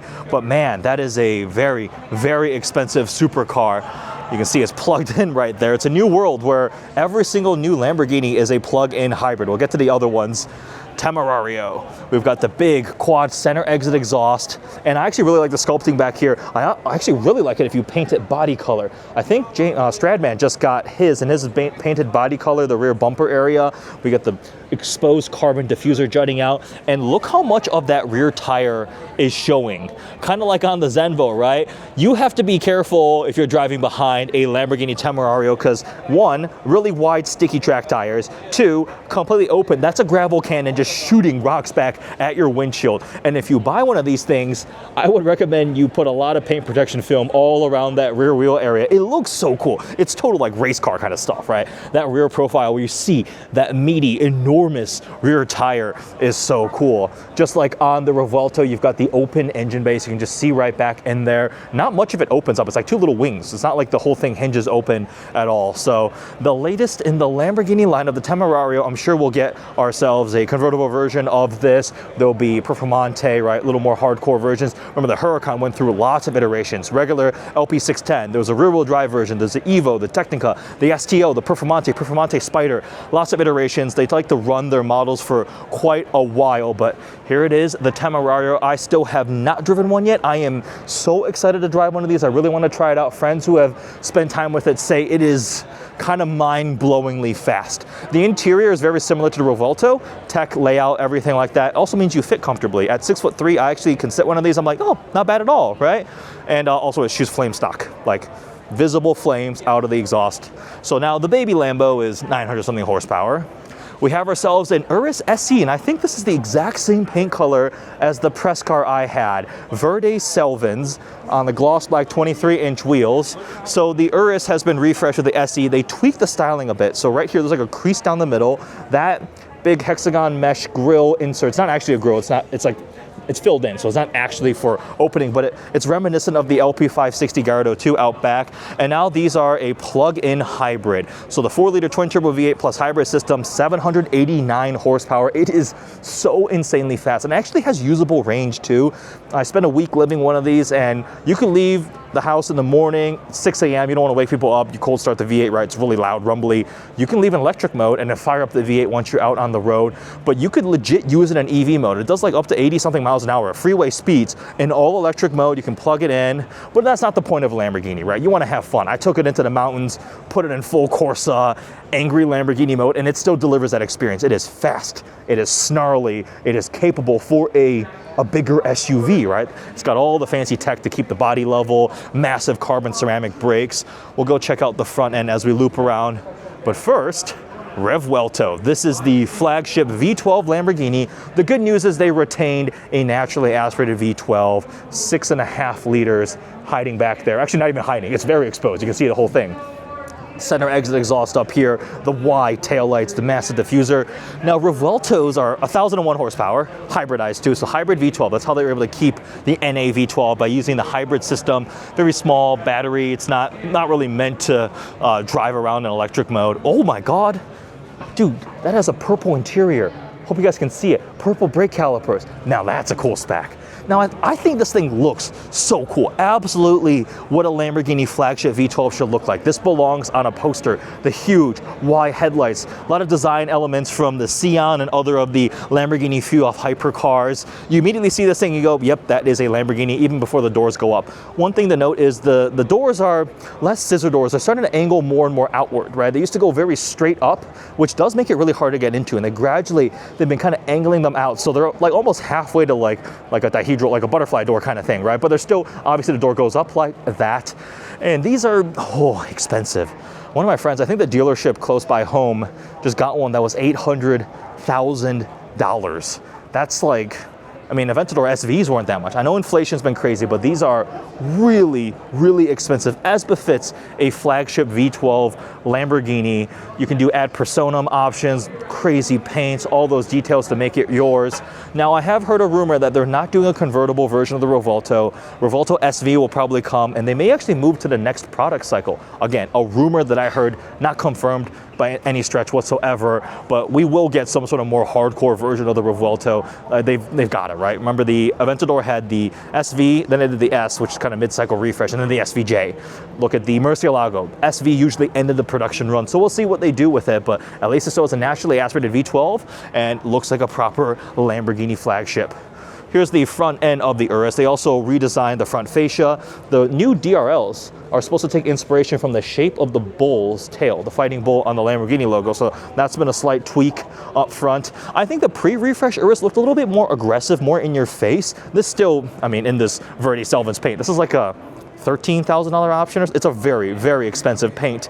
It looks appropriate, but I think the pre-refresh was just maybe a little bit more aggressive. But there you go, the full plug-in hybrid lineup of Lamborghinis.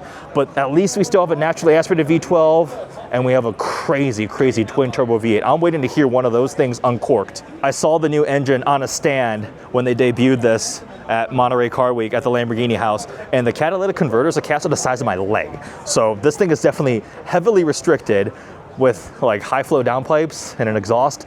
This thing will probably scream 10,000 RPM twin turbo V8. And the other thing I'm hoping is they do an R8.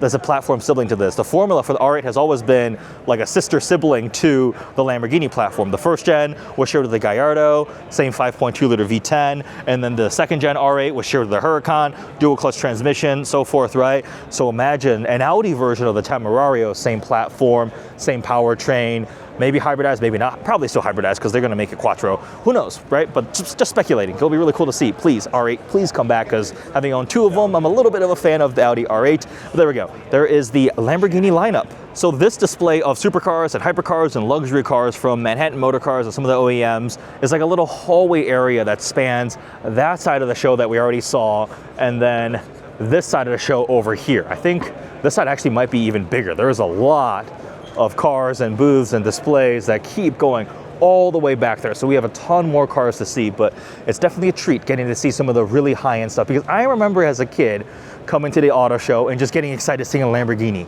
seeing a Dodge Viper, seeing a Mercedes SLR, the supercars and the hypercars as a childhood. They're still etched in my mind, because when you come to the show, that's what kind of inspires the enthusiasm. Cars you don't see on the road all the time. We're getting a little spoiled with social media where it seems like everybody has a Lamborghini, everybody has a Porsche GT3 RS, and like there's so many Koenigsegg's, right? But in reality, these are exceptionally rare cars in the real world. Social media is not reality, right? You can see on Instagram, yeah, there's all these people with their hypercars, but these masterful pieces of engineering and art are the pinnacle of the automotive world, and they command a price. I mean, these are multi-million-dollar cars we're looking at. So it's a really cool treat coming to an auto show and seeing some of the more low volume, the bespoke, the really niche supercars and hypercars, the really rare things. If I was being picky, I would love to see a Jesko here, but these are dealer cars. Koenigsegg is not here. They used to come. I think Koenigsegg used to come to the New York Auto Show. I remember one year maybe, but two Regueras, I'm not complaining. The Lamborghini lineup, the Cayenne Electric was cool to finally check out, and then that Continental Super Sports. We are now at Volkswagen, and they have some pretty big news because they just released an all-new generation of the Atlas. This is the previous outgoing generation of the Atlas, and the brand new one is back there on the display stand, and we need to go check that out. But first, quick look at the ID Buzz, the reimagination of the VW bus, the van here. It's electrified, but it's so much fun. Talk about personality. It works so well in the two-tone fun color finish here. I feel like if it was all one color, it'd be just a little more boring, but these are definitely quirky and very interesting. Quick peek at the interior.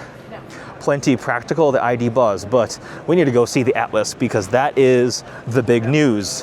1 second to appreciate the Golf R. It's still nice seeing a fun, enthusiast-focused hot hatch, and then top tier Golf R trim here. Although, they need to bring more buttons back. I think they're working on it. Volkswagen has admitted that the little touch swipey controls are not great. We have actual buttons here for opening and closing the window, but too many touch controls and gloss black is not a good thing. These seats look nice though. They feel nice. Really interesting different textures. Very soft suede right here with the R logo, and I like that blue showing through, matching the exterior nicely. The Golf R has always been a good option if you want a fun, practical daily driver. The R available with all-wheel drive, 2-liter turbo 4. They used to have a manual transmission. Ooh. This one has a Krapovich exhaust. Whoa, that's fancy. And they look really nice. They're plenty practical. They're fun to drive. They're not over the top in any way. So the Golf R has always been really cool. I think the sweet spot was a 7.5, the Mark 7.5. Enough newer tech. You get it with a manual transmission, plenty quick enough. And then the Mark 8, the interior, I don't know if I love it. I haven't driven this new one quite yet, or the GTI. So I need to see if I can spend some time with one of these. But the Golf is always a fun little option. But the Atlas, here it is. the all-new Generation Atlas, entering a very, very competitive segment. This goes up against things like the recently refreshed Kia Telluride, the Hyundai Palisade, the offerings from the American brand. So these mainstream family crossovers are pretty popular. Now, we've got all new styling. One of the big things is 2 lines of light with an illuminated VW logo and the new DRL signature. We've got these little rectangles of light. Gives it a pretty nice, handsome, upscale face. I think I saw somewhere that one of the VW people said, lighting is the new chrome. They're using it as accent, because chrome features used to be like trim lines and accent design things, right? So they're using a lighting signature up front. There'll be a welcome sequence, I'm sure.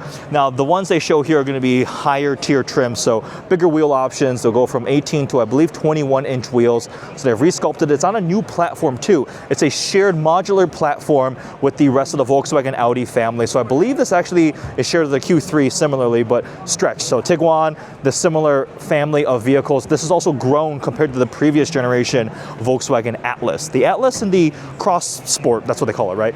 They're actually pretty popular in the VW lineup. I think it's the second best seller after the Tiguan. We've got the trunk open on this one right now. You see 3 rows of seats. Let me go ahead and close the trunk.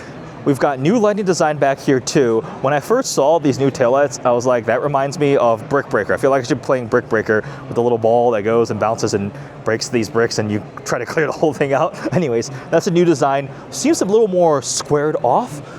It's larger than before, like I mentioned, and we've got this interesting hex pattern back here.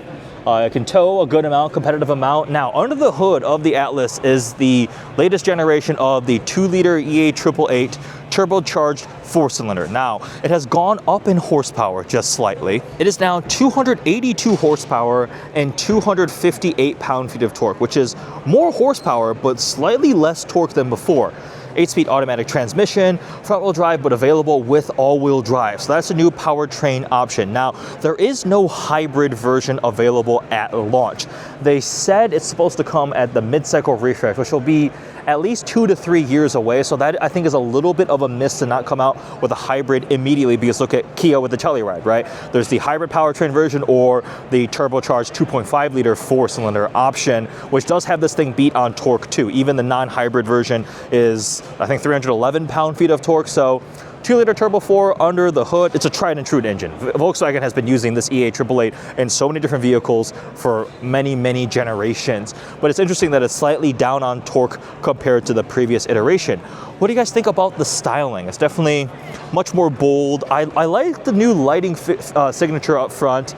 This body color panel here that's kind of bisected by some black trim features there, and the 2 lines of lighting. I wonder if Genesis is going to call Volkswagen and be like, hey, we have the 2-line lighting design kind of thing. But lots of accenting with the lighting. Whoa, this one here is purple. And we have some very interesting perforation pattern here on the door. They aim to increase some of the quality, the touch points, materials. So we've got this really dark maroon purple with the contrasting black and some stitching. Go ahead and step inside. We've got digital cluster. This one has the upgraded 15-inch infotainment screen. That is a massive screen. Looks like the wireless phone chargers have the magnetic pucks to keep your phone in place so it doesn't wiggle away when you're wireless charging. And then we have actual wood grain. You can feel the texture right there. Definitely feels nice. Very spacious, open Harman Kardon sound system. And rejoice, physical buttons on the steering wheel. Forward track, back track, heated steering wheel button, actual physical controls for so many things. So they are making progress in that way. Hopping in the second row, I have plenty of legroom and headroom. Oh wow, okay, this is very spacious back here. We have heated and cooled seats back here. Front seats are heated, cooled with available massage. So they're definitely adding some more premium luxury features to the Volkswagen Atlas. I'm actually impressed with how much space I have back here. This interior here is a very different theme. We've got the bench seat here, 3 seats across. Looks like you can move that one forward. The other one had captain's chairs. And up front, you still have that perforation pattern right here on that door insert. The bolsters have like a suede finish. The seats are like this leather. I believe you can get upgraded leather on these too, otherwise it's synthetic. And then you see wood trim across the entire dash here too. As appropriate, being one of the largest manufacturers in the world, Toyota has one of the largest booths here. This is always enormous. So we might end up stuck in here for 30 minutes, but Hopefully not. Let me go over there. We'll start there and work our way around, because that is a very, very eye-catchingly blue 4Runner TRD Pro. Man, that thing is, what's that new color, Wave Runner? It is very vibrant, very bright. You are not gonna be subtle with this paint color here. The new 4Runner TRD Pro is only available with the iForce Max powertrain. That's a turbocharged 4-cylinder hybrid shared with the Land Cruiser right there. And as a 4Runner, it's got all the off-road cred, the tires and everything. I did end up liking the 4Runner quite a lot. The Tacoma, the platform sibling, I'm sure there's one over here too. 4Runner TRD Pro has those crazy ISO sport seats, which means the back seats were unusable. This one, a little bit more usable, but really chonky steering wheel here. Lots of TRD Pro logos, TRD Pro there. It says Toyota on the dash, you're never gonna forget, right? But these things are pretty cool, pretty capable.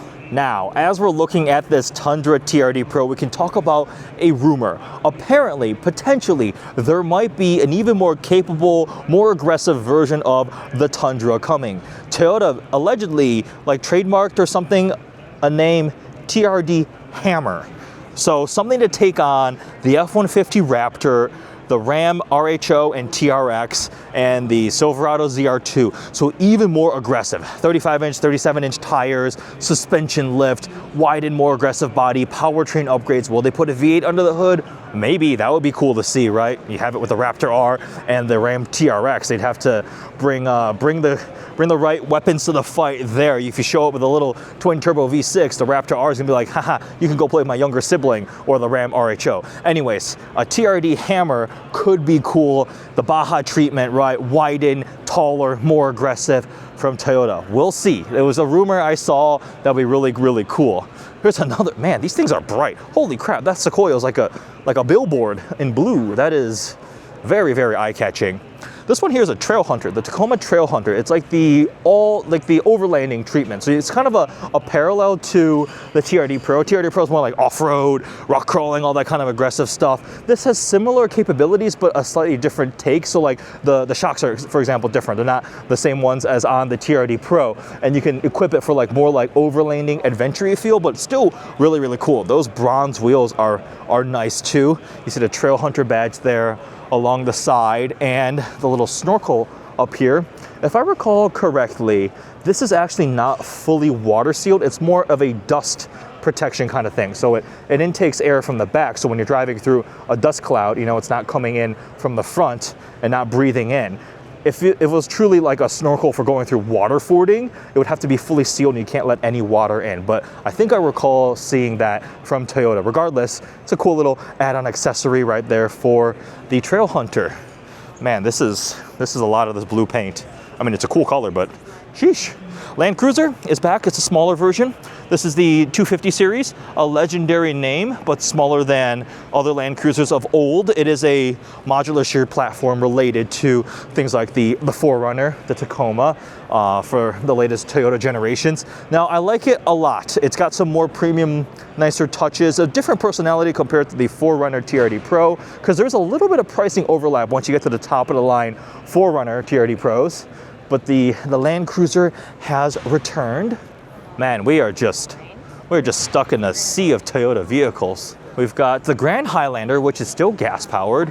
Where's that new Highlander EV? Because the Highlander has gone full electric. This is the outgoing one. The Sienna in green. Ooh, is this green over tan? Green over brown? No, green over black/gray. Minivan, oh my gosh. That actually has a shocking amount of metallic flake. That caught me off guard. The Sienna. There's more minivan news today because Chrysler is giving the Pacifica another slight facelift again. So we'll check that in a moment. Where is that new Highlander? That is what I'm looking for. Here are the new RAV4s, which I actually think they look really cool. And you better like the styling, because if not, you're gonna be annoyed, because you're gonna see these everywhere. They sell so well. I think the RAV4 might be the best-selling non-truck.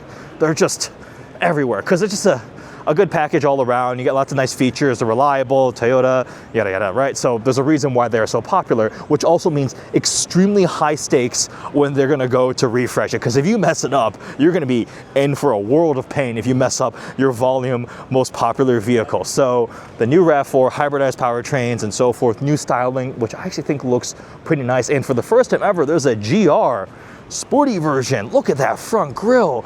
The black and red, they're really leaning into the whole GR branding, the Gazoo Racing. That's now on a Formula One car with the partnership with Haas Racing too. You've got the GR Corolla, but now the RAV4. Now this is not like a super sporty version. This is more just a visual package. It's not like a GR Corolla where you're gonna go drift it around or go to a track day with this thing.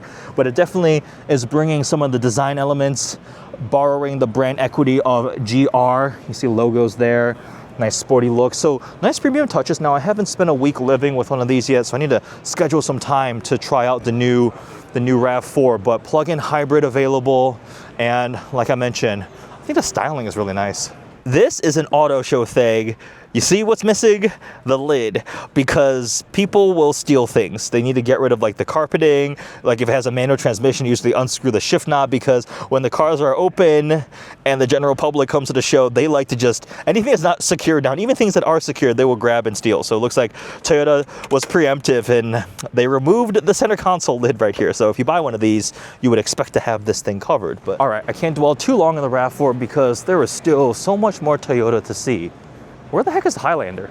They've been bringing these two concepts to various car shows. That right there is this like time attack monster. Look at the crazy aero package on this thing. The interior has been fully stripped out, just has 2 race seats. The BZ Time Attack. Yeah, this is not obviously remotely road legal anyway whatsoever. I like how like the control cluster is still there in the middle with everything else. Like there's not even door panels, no carpeting. Full race car time attack monster with an absolutely enormous wing out back in that diffuser. And then this is a Camry GTS with a actually really nice paint. I believe this was debuted at SEMA, GTS concept. So imagine a sportier version of the Camry. I think it actually looks really cool. This paint is kind of crazy. I think somebody commented on my previous video that this kind of reminds them of the RX-7 from Fast and Furious, that paint scheme combination. But this is a cool concept they're bringing around. Toyota showing off they can have some fun, especially when you get to the proper GR section. So there's a trio of GRs, although the Supra is saying goodbye. Final edition, it's ending production, but we still have the 86, fun little rear-wheel drive manual sports car, and this one is, what's that, the Yuzu edition, right? It is very bright yellow, which is nice. They did a whole little run, and yet you can see shift knob is gone. If you want to come borrow that, you cannot. Ooh, look at the yellow perforations on the seats too, showing through, lots of yellow stitching. These things are still fun. Enthusiast driver car, not high horsepower, not like particularly fast or anything like that, but I think they look pretty cool, the second gen one here, and they're definitely dynamically really good. Rear wheel drive, lightweight, you can throw them around, they're affordable to buy and run, so this is a really appealing option, as is this, the GR Corolla, man. Hot hatch. What they can do with a little turbocharged 3-cylinder is crazy. It's 300 horsepower. Get it with a manual. It is now available with an automatic, and you got that aggressive front end, the fender vent or the hood vents right there, the brakes. Like this thing is cool. And is this one manual? Nope, this one's automatic. So you get automatic. Like it's legit such a fun little pocket rocket, and it's got 3 exhaust tips. Got one there, one in the middle, and one right there. So in certain key ways, this is exactly the same as a Ferrari 458. Or the Koenigsegg Regera with multiple exhaust tips. I'm kidding, obviously, but this is really cool for such an affordable price point. So Toyota definitely is taking care of enthusiasts from a fun little performance car standpoint without breaking the bank. Now, if you do have lots of money, they'll also be taking care of you, because Toyota is getting back into the supercar game with a proper entry, the GR GT. So again, playing off the whole GR branding, it's a front engine, rear wheel drive, twin turbo V8 supercar. They still haven't confirmed pricing. I have not seen it at any car show in person. It got revealed in Japan, in Tokyo. I don't think it's made it to stateside quite yet. And we don't know what pricing is. Here's the crazy thing. I've heard rumors of from between $150,000 to $400,000. And at the power level, what is it, 640 horsepower, something like that, right? Transaxle, like it's really cool. But at 150, I think could be a great success, up to maybe $200,000. Once you start climbing, if it really is like 350, 400, that's tough, right? I mean, the Mustang GTD costs a lot too. That's got some pretty crazy tech in it, like motorsports grade stuff, the wild Multimatic suspension, the aero, the bodywork, and the GR GT yeah, I don't know, right? 400 grand seems like too much to me. I could see it at 150 to 200, maybe low 200s. The problem is the Corvette ZR1 just makes like every car's value proposition utterly irrelevant. That Lamborghini Temerario, $500,000. Well, yeah, the ZR1X is 1,250 horsepower for $150,000, $200,000 less, right? So it makes it tough, but the GR-GT is going to be really, really exciting because it's also spawning a full race sibling, right? So they're going to take it proper racing. They revealed both of them together next to each other, the road car and the race car. So Toyota's really taking it seriously. The GR-GT, I cannot wait to not only see one in person, but drive one, because I think it looks really cool. It sounds properly beastly. The interior looks wild too, with nice sporty touches to it, and it's going to be a Toyota, so you think it's going to be super robust, super reliable. It'll be a really good all-around car, and apparently they're going to be selling it at Lexus dealers. Do you guys see that rumor, right? That it's so high-end, they want to actually sell it at Lexus dealers, but it's not branded as a Lexus, which then I thought was kind of interesting. Why not just call it, like, this is the new LFA, right? The LFA concept was an EV, but they're going to sell the Toyota branded GR-GT at Lexus dealers. We'll see when that's actually confirmed, but I could see that happening, because if you're shopping for that expensive of a car, even if it's a Toyota badge, you may want to go to a Lexus dealer, which typically they're a little bit nicer, luxury, high-end, you know, so forth. They've got nicer coffee.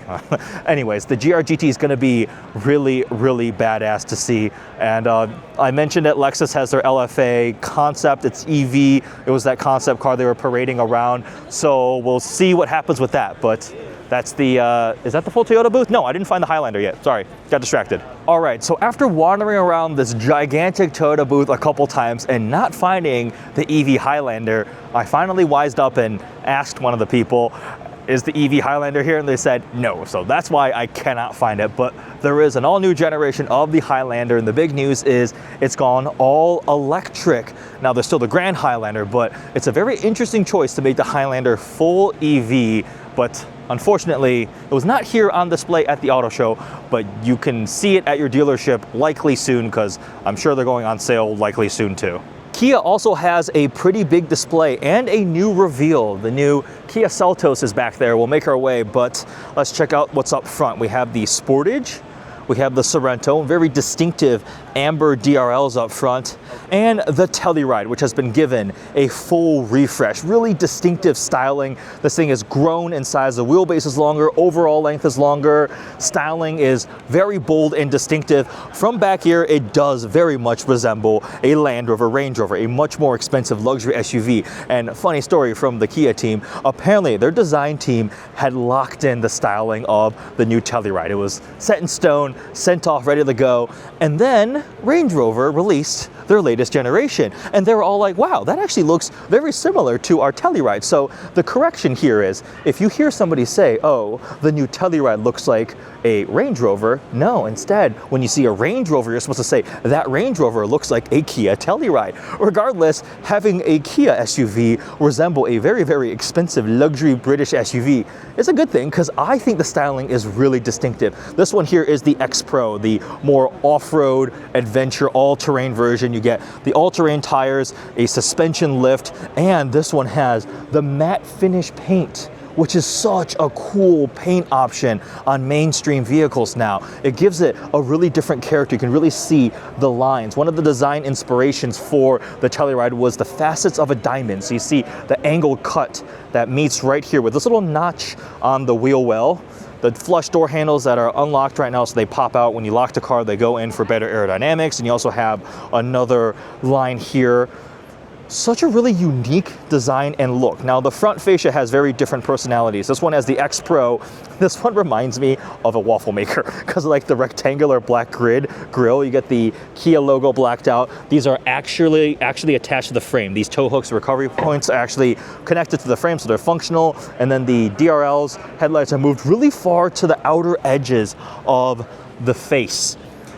The different look for the non-X Pro includes body color front fascia pieces. So you get these like rectangles, these dashes that fade into the grille that are body color, same thing, body color here, and you get chrome accents. You get another wheel well accent there. The X Pro is all blacked out, and like that is in shinier chrome.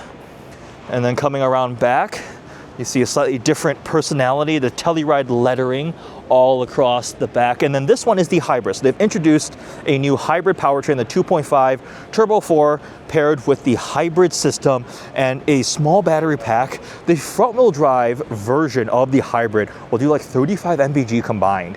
That means it's over 600 miles on a tank. Regular gas, 87, 18.2 gallon fuel tank. That's impressive. When you go to all-wheel drive, you do lose some mpgs because of the added mechanical drag and weight and things like that, but it's still like 30 mpg. And when I drove the hybrid, I was able to do 31 mpg real world confirmed on like a 30-something mile drive. And I was like, all right, cool. So the hybrid version is also really strong in terms of output, and the interior is also taken a big step up. So we have heated, cooled, and available driver massage seat. Really, really nice materials too. This has the actual wood trim, so you can feel the texture. I'll show you the interior of the X Pro too. That one is pretty crazy. Dual wireless phone chargers here. We've got the infotainment screens and just lots of really, really cool features. The sunroof up there. And because the overall vehicle has grown, so has your passenger and cargo space. Captain's chairs in this one. Let me go show you the inside of the X Pro. Look at this color too, under the lighting. Oof. All right, the X Pro on the inside has forged carbon. You may be like, what, a Kia with forged carbon? Yeah, look at that. That's a forged carbon center console. You get forged carbons there, You get forged carbon there. Also, the ambient lighting is pretty cool. The seats have this combination suede, and the headrests, these like mesh springy bouncy headrests are really, really comfortable. They support your head really well. So I was actually really, really impressed with the new Kia Telluride. I drove both this X Pro with the regular 2.5 and the hybrid version. I do wish they would do the off-road X Pro treatment with the hybrid powertrain, because it just definitely felt way stronger and better for passing power and things like that. This engine is still totally fine. Plenty of torque, plenty of power compared to the outgoing V6, and it's efficient. But there's a new Kia Telluride lineup there, hitting dealerships soon. Really, really strong seller. Looks like we have a concept right here. What is this thing? Wow. This thing has been lifted, all-terrain tires. So this is the new Seltos. It looks like they shrank the Telluride. We're checking out the Telluride, right? This looks like a mini baby version of that, right? Very square, upright grille, lots of vertical lines there. The lighting moved really far to the edge. Is the amber, the star, what do they call it? The Star Map DRLs with all the cool little angular designs and the orange. And this one in this red, kind of matte maroon red finish. The bike rack in the back. All right. Honestly, Kia has been doing such a good job from a design standpoint recently. Really distinctive, unique looks that definitely stand out. Next time you're in traffic or just driving somewhere, keep an eye out, because the amber orange DRLs really stand out in traffic. You'll notice them, and they're just a really cool looking vehicle that's unique. It doesn't look like bland other options in traffic. First we had the EV6 and then the EV9, and now they're going to the smaller end of the lineup with the all-new Kia EV3, a little compact little electric car here. Definitely fits in with the Kia styling. Let's check out the rear. Yep, those taillights are equally crazy like the Seltos we were just looking at too. EV3 GT line. GT line is like the GT look. Makes it look a little bit more sporty, not quite the full GT treatment. Here's something really interesting from Kia, the PV5, a little minivan, multi-person mover kind of thing, which has been done up like a taxi, a potential New York taxi here. Looks very spacious on the inside with some cool tech. This could be a very interesting option for mobility and taxis, right? Look at the ramp on the back for mobility access. Audi is not here as an OEM. This is a dealer display. So unfortunately, we only have 3 cars here. So you see Audi on the floor plan as an exhibitor, but they're not here as the actual company. But we still have a new RS3, which is a lot of fun. It still has the turbocharged 5-cylinder under the hood. Can you think of another car that has a 5-cylinder engine today? No, right? It's really special. It's really unique, really interesting. Well, this one's got some green accents on the inside. I am a big fan of this, although I'm about to point out something that's gonna kind of ruin the RS3 specifically. They're fixing it on some future models. There's not a badge up front, but the logos are inconsistent. So you see the RS logo on the brake caliper, that's the old style where the R overlaps with the little red checkered, right? A little flag thing. Here is like their attempt at a new RS logo. You see how the R and the logo are separate? And then if we come out back, same thing. This is that newer version RS logo where you have a little flag piece there and then the lettering. It doesn't have any overlap, but if we look on the inside, oh, it's gonna be hard to see. The steering wheel has the old style RS logo. The back of the seats embroidery had the old style RS logo. The key, they're all different. The puddle lamp, so they kept changing the RS logo all over this one car. Not to take away from the car itself, it's dynamically a lot of fun to drive. I'm a big fan of this little pocket rocket. It really gave me a reminder of what my B8.5 S4 felt like. Now this is an RS model, you get the carbon fiber, the big oval exhaust tip, so it's much more capable, but it was like a still compact, reasonable size, fun little sedan, all-wheel drive. RS3 is still a lot of fun. It's a shame we never got the little hatchback body style. That would have been cool to see here. And there was an RSQ3, if I recall correctly, in other markets. To more mainstream Audi vehicles, the Q3 has been given a refresh, and this is the SQ5, but there's more, right? The A6, S6 EVs, there's the A5, and the rest of the lineup too. So we have a very limited little selection of Audis to take a look at, but the new design language here on the Q3 with the split tail lights and a light bar going across. The Q3, I believe, has grown maybe slightly in size, and the interior, oh, this one's locked, that's a bummer. The inside is definitely interesting. Lots of touch controls, lots of screens. So Audi's language and their design and direction has been evolving, definitely going much more techie. I don't know if I love the front end styling. A fun thing though is you can change your DRL configuration. So the pattern of your daytime running lights, you can go to like a checker pattern, or you can change it to other unique looking ones. In terms of other Audi news / rumors, nothing officially confirmed, but I do believe there is supposed to be a Q9 coming. So a range-topping, full-size luxury SUV to take on things like the Mercedes GLS, which has also been given a refresh. So a Q9 sitting above the Q7, even fancier, built on the modular platform within the family, but no confirmation. I don't know anything about it, but I'm pretty sure there is supposed to be a Q9 coming at some point. There's lots of rumors about that thing. On the other side of the wall, we've got Volvo with XC90, which is still such a nice luxury SUV. They haven't changed it a ton over the generation, but it hasn't needed to, because it's just been good all around. It still does things so well. This one's got the T8, the plug-in hybrid powertrain available. The interior is still very nice. I love the little crystal shifter. It's such a cool touch, and it lights up at night. The seats are comfortable, materials are really nice. The Bowers & Wilkins sound system is still one of my favorite sound systems of any car out there. It's got the latest infotainment, which is running Google built in, so that's pretty good too. But the XC90 is still just a really good all-around premium luxury SUV. I love the new styling of the Thor's headlights. Here we have an XC60, right? We've got the bike wrap up top.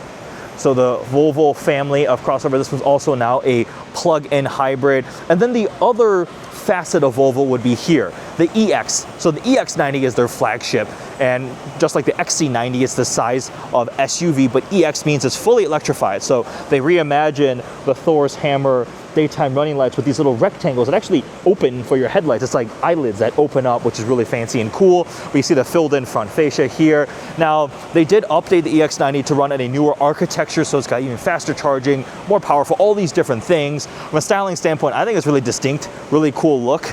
Let's go ahead and take a quick peek at the inside. It's similar to the XC90, but even more minimalistic. Really nice materials though. Look at that.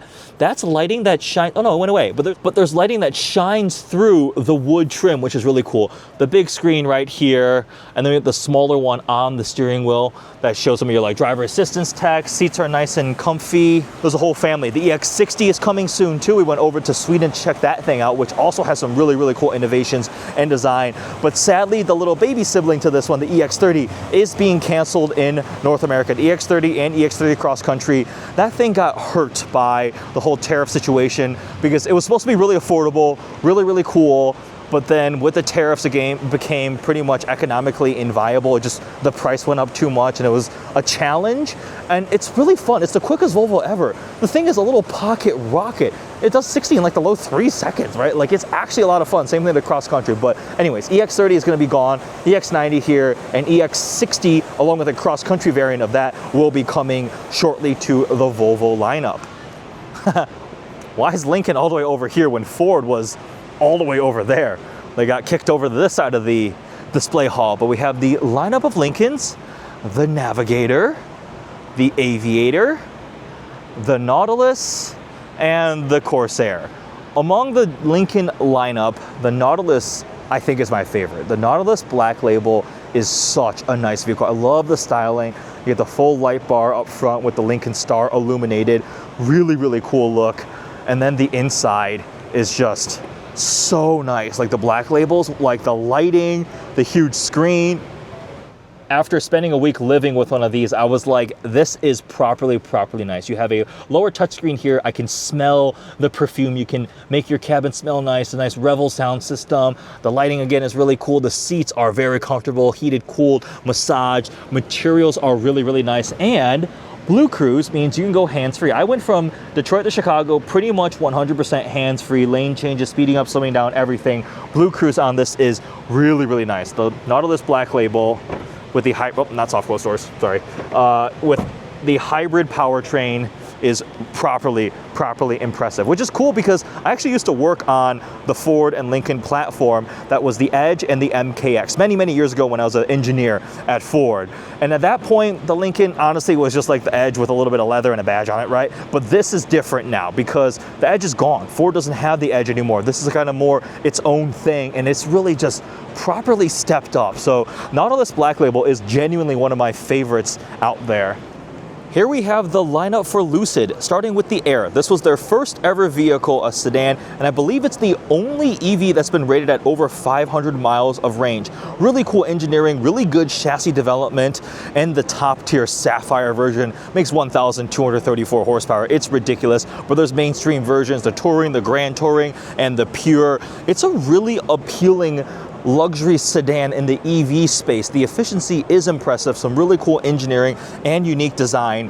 And now we have the Gravity, the second vehicle in their lineup. Now this is supposed to be an SUV, but it really does look very minivan-like from certain regards. It just doesn't have sliding doors, but very sleek application of the Air styling and interior. Take a quick peek inside here, right? You see the big giant curved screen, lower screen there, and a lot of that ethos and design elements have moved their way to the larger Gravity, but with updates. Look at that curved screen. That is really cool. A larger horizontally oriented lower screen, the steering wheel there, which is flat bottom, flat top. Some cool ambient lighting on the inside. I still haven't driven a Gravity yet. I really want to. I should be spending some time with one coming up because it's supposed to have some really cool tech, really crazy performance. There's versions of this thing that are just ballistically fast, but also the packaging. Take a look at that row of seats here, folded down back here. Like there's a lot of really cool, innovative packaging things that they implemented in the Gravity. If you take a look up front, it has a very much usable front trunk where you can fold out this padding here for like a seating area too. So not only is that totally usable for groceries, it's easy to access, but has like a tailgating functionality. And you see the lighting, the fascia design there really does echo the look of the Air. And they're adding more versions of the Gravity.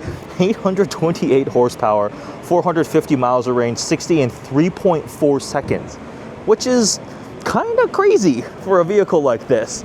But if you really want to talk about fast, the Sapphire. This may not look all that different, but you'll notice the wing back here, the carbon fiber wing, and then we've got some other little details. The Bear, this is a little bit wider with a little bit of aero trim right there. And then up front, you see the Sapphire. Well, that means 1,234 horsepower, and it is utterly insanely fast. 0 to 60 in 1.89 seconds. Yeah. We know EVs are fast, but this is like another tier of fast. I am gonna go ahead and hop in this Gravity. Ooh, frameless windows. I really like that wood trim, and wow. These screens are really nice. The steering wheel is actually much more squished, but it helps with the visibility right here. It's a very squished steering wheel. This is not even remotely a circle at all whatsoever. These touch pads on the wheel, interesting.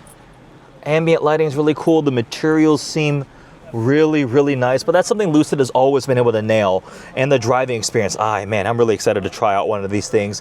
Now, software, that's where there have been some hiccups for some owners, some challenges with software, and that's rather complicated, which actually I find slightly ironic because, you know, with these startups, usually software is where they can excel. It's building a car, tuning a car, doing the suspension dynamics. That's much more challenging. They seem to have nailed all that. Like, the dynamics of these cars are so good, but sometimes the softwares have had little bugs here and there. The nice part is you can fix them with over-the-air updates because they're all connected vehicles, and you just push over-the-air updates and make them better and better. But yeah, this is pretty cool.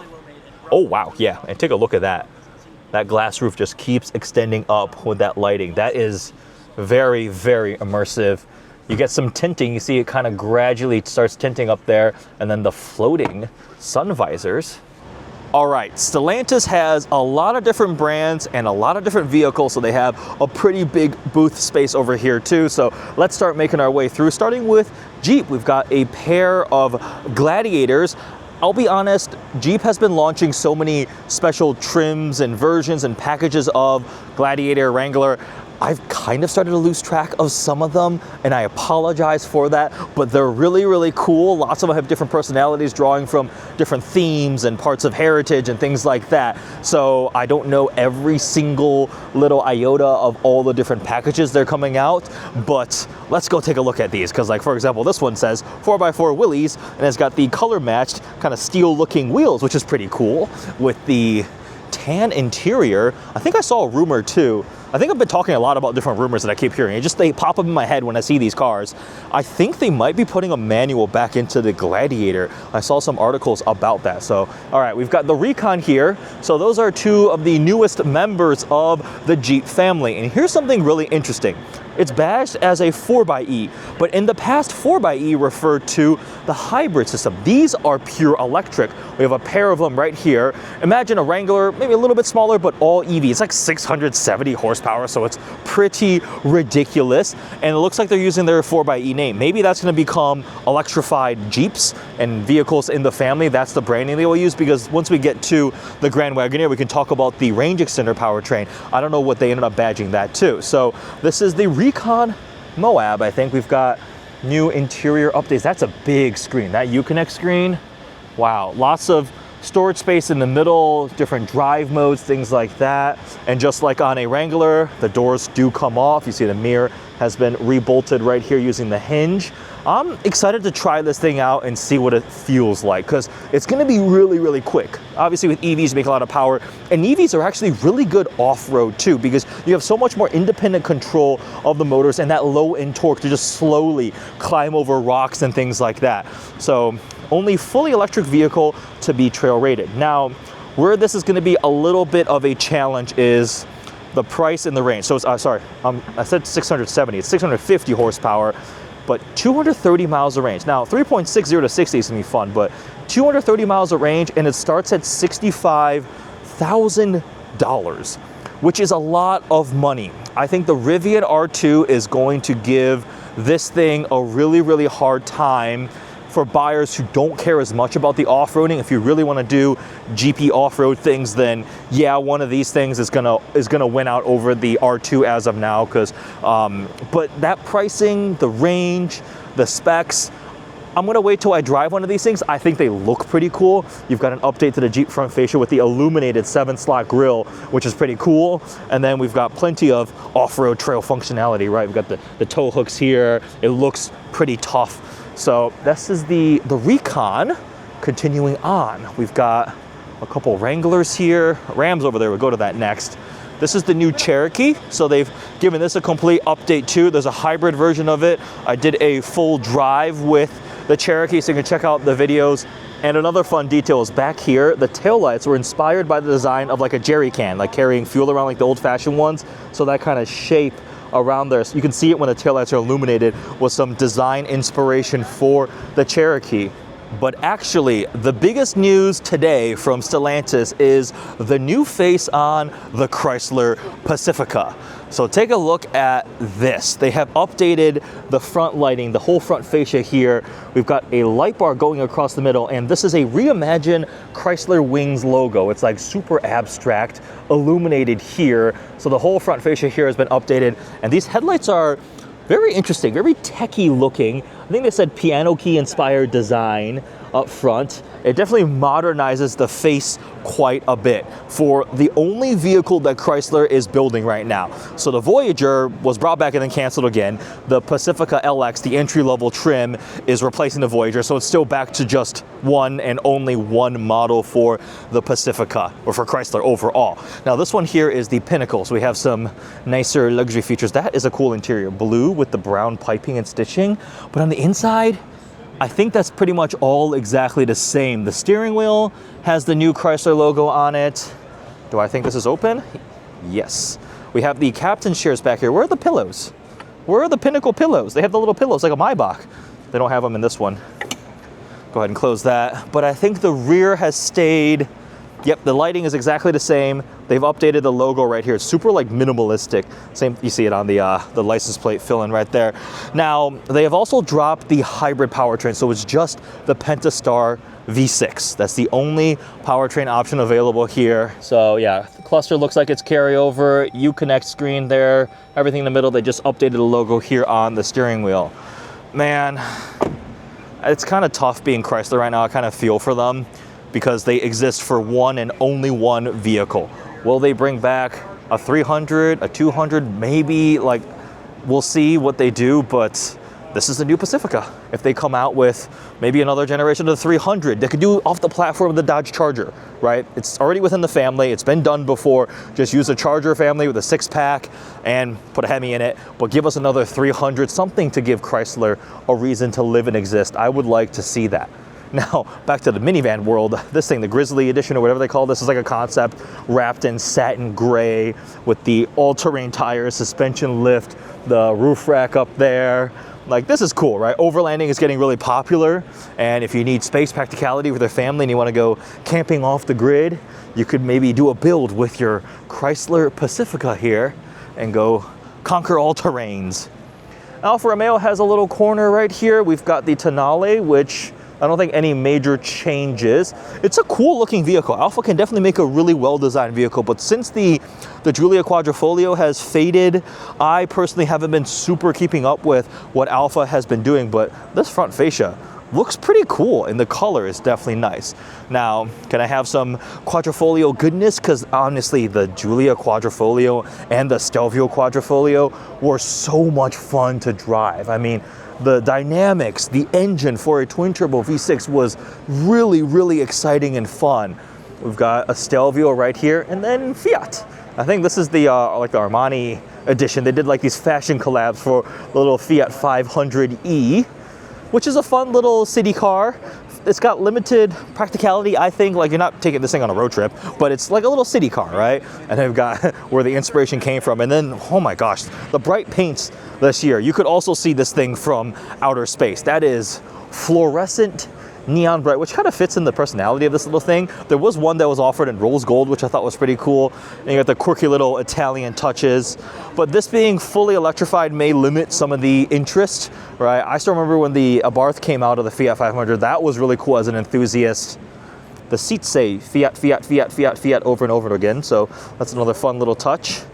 Now, from Fiat, they also apparently supposed to bring in the Topolino. The Topolino is an adorable little like beach car. It's not even, it's like a golf cart that's been glorified, but it's so cute in Italian. I remember seeing them when I was in Italy, and like, you don't, they just didn't even bother parallel parking. They're so short, they just would pull in perpendicular to the curb in a parallel spot. You could put like two of them in one spot. But the little Fiat Topolino, I think, is coming.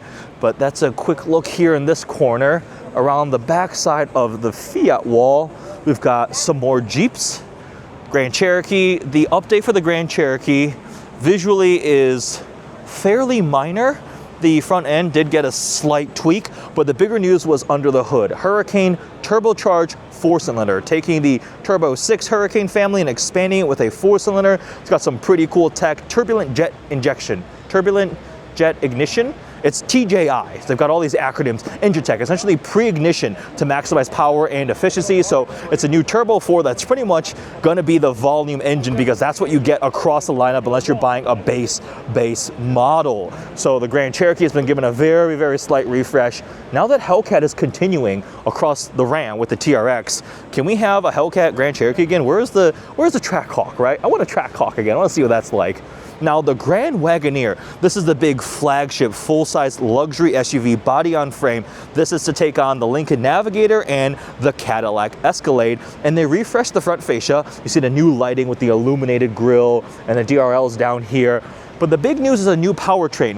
You remember when they came out with the Ram Charger, so that's the range extended Ram. Essentially what it does is uses a naturally aspirated V6, the Pentastar, as a generator. It doesn't actually drive the wheels. So it has a battery pack, electric motors powering the wheels, and then that engine, the Pentastar V6, is used to act as a generator to recharge on the go. So it's a range extended. Either you call it an electric range extended vehicle, an EREV, range extended electric vehicle, whatever you want to call it. And that's coming to the Grand Wagoneer. I am really excited to drive that, because then you get the torque, the power figures of an electric powertrain, so the perks there, but you don't deal with the range anxiety, because if you're going on a road trip, just plug it in and keep driving. Or sorry, if you're going on a road trip, you just put gas in it and keep driving. If you're home, shorter distances, plug it in and you're fine. You don't need to put gas in it. So it seems like this range extended powertrain combination is really where some parts of the industry are moving to, especially for larger SUVs and trucks towing, right? Ford has canceled the F-150 Lightning, all EV, so they're gonna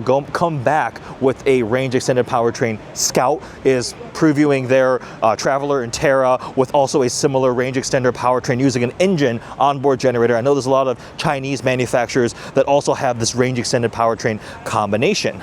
So there's a look at a couple other Jeeps. Oh, also they dropped Wagoneer. So it's all Grand Wagoneer. They're trying to simplify the trim strategy. I think some people are confused, like Wagoneer versus Grand Wagoneer. Is it a Jeep? Is it not a Jeep? The Wagoneer name still lives with the Wagoneer S. That is all electric, which I don't see a Wagoneer S, but the Stellantis booth is big, so we'll keep wandering. So remember the Stars and Steels collection from Chevy celebrating America's 250th anniversary? Well, Dodge is getting in on the birthday party here too, with the 250th anniversary edition Durango. So we've got Stars and Stripes in the stripes with like a matte versus a different kind of finish right here, the glossy-ish versus matte. So that's pretty cool. On the Durango, we've got American flag here along the side. It says America 250. The blacked out wheels here. And there's the Hellcat jailbreak version. Long live the Hellcat. It will just truly never die. And when you do jailbreak, you can customize all your color combination options, from paint to the badging, to the calipers, to the wheels. There's so many different options. And then there's the additional customization where you can paint it other special colors. I saw one that was striker purple, and oh boy, does that look fantastic. This one here with the blue and yellowy orange accents with the brown interior. See some forged carbon trim right there, and the good old Durango Hellcat. I mean, these things are hilarious. The Hellcat engine just puts a grin on your face, and it makes you happy getting 8 mpg all-wheel drive. The first time I had one of these in the winter, I did launch control just for fun, off the line, and it was snowy and wet and cold, so it wasn't fast, right? Because it just spun all 4 wheels. But then the built-in computer on the cluster clocked a 0 to 60 in 2.2 seconds. And I looked down, I'm like, yo, what? Because wheel speed may have hit 60 in 2.2, but I was going maybe 30 miles an hour forward, but it stored it. So whoever got that car after me would probably go see the timer and see the best time of 2.20 to 60. Haha, I win. Anyways, Durango Hellcat continuing on, pretty badass. And then here we have the Dodge Charger. They, again, listened to people and put an engine back under the hood, which made people happier, because the all-electric one was not greeted with the most amount of enthusiasm, I would say. But the Scat Pack here has a 6-pack, and you actually have to have a 6-pack to drive one of these. You have to be extremely fit. You're not allowed to be fat, so I get ruled out. Unfortunately, I'm not allowed to buy one of these.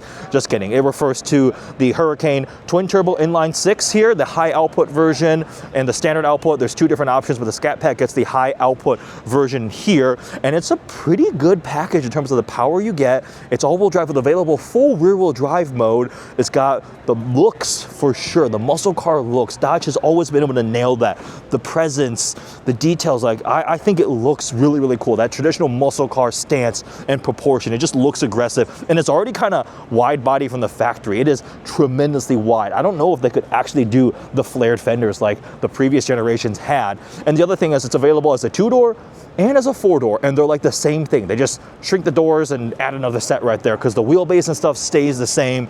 Now, I think I am scheduling some time with one of these coming up soon because I just want to spend a week living with it, see what it's like in the real world day to day. I've driven the Scat Pack 6-pack at Tail of the Dragon, which is actually quite a lot of fun. It's a bigger car. It feels its size, but it was balanced pretty well. And with all-wheel drive putting the power down, it was an enjoyable vehicle. Now, will they put a V8 under the hood? I really hope so. Hemi solves all of Stellantis' problems, right? Put a V8 under the hood. Ram made the mistake of getting rid of the Hemi, and they're like, oh, sorry guys, let's put it back. And now there's a Hemi back under the hood of the Ram. So we'll see what they do with the Dodge Charger. This one right here is a 4-door, and then this one is a 2-door. Now, one way to tell if it's electric is if you look at the front end. So obviously that says 6-pack, you have the big bulge right here. The EV one has that front wing thing with the arrow pass through. So that's one way you can tell. And then obviously you can A, hear it, and B, see exhaust tips. Now let's continue on because Ram has a couple of different things, not just a TRX, but over here, hello, ProMaster. They've given this thing a slight update. So if practicality is one of your priorities, take a look at this thing. Imagine all the room for activities and upfitting racks and storage and maybe turning into a camper van or whatever you need, right? So that's what these cargo utility vehicles can really offer. The ProMaster City, so this is the smaller one, not as tall roof. Was there a tall? Yeah, that's the big brother. That's the much more practical tall ceiling one. But take a look at that new front face. Really reminds me of the updated Ram look too for the did they have that here? The Ram Charger thing, but that's the new techie looking logo, new headlights up front. But the ProMaster City gives you lots of different possibilities for whether you're doing a last mile delivery or you're, I don't know, plumber or handy tradesperson or something like that, right? Or maybe you want to use it to deliver flowers or, I don't know, I'm just randomly coming up with things. But this is the ProMaster City, but let's take a look here. What are they doing under the hood of the TRX? The TRX is back. It is fully badged as an SRT model now. So you see the SRT badge, and they put a full T-Rex head as a badge. It's back.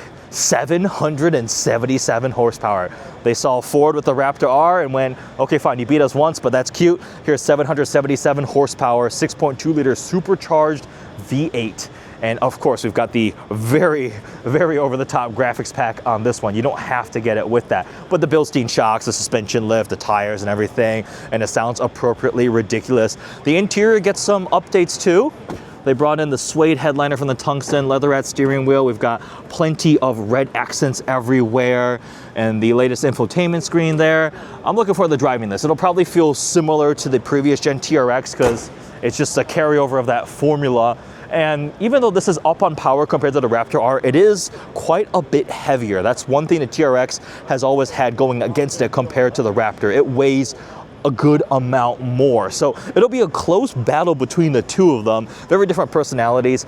I do love both. They're just slightly different experiences of this crazy supercharged V8 truck. The Raptor, you can go into full rear-wheel drive, which I really do like because you can do ridiculous burnout drifting shenanigans that you shouldn't be doing in a truck like this. But the TRX also is cool. So anyways, this thing has continued on. We have it back. I hope to drive one of these soon and have a big grin on my face as I get 8 miles per gallon. Genesis is here with quite a setup. We've got GV80 Coupe, GV80 regular SUV. These look like prestige black because everything has been blacked out. The grille, the badging, the headlight trim, the 22-inch black wheels, all the trim around here, the window surround, inside, everything is black with exposed poor wood grain. It's black ash, the quilted leather seats. The black Prestige is the top of the line, pretty much fully loaded option. You get in either white or black paint, and then they darken all the badging. So these are seriously so nice as a luxury SUV. The coupe version, because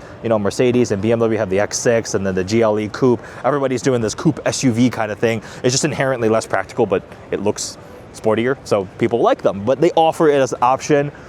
But back there, I'm so excited to check this thing out in person. We have a G80. Before we get to the G90 Wingback, we have a G90 Prestige Black, and these things are fantastic. It's essentially a 7 Series or Audi A8 competitor for tens of thousands of dollars less. And this one here essentially gets fully optioned when you go to the Prestige Black, and it's got so many features like power closed doors, right? So let's say hop in.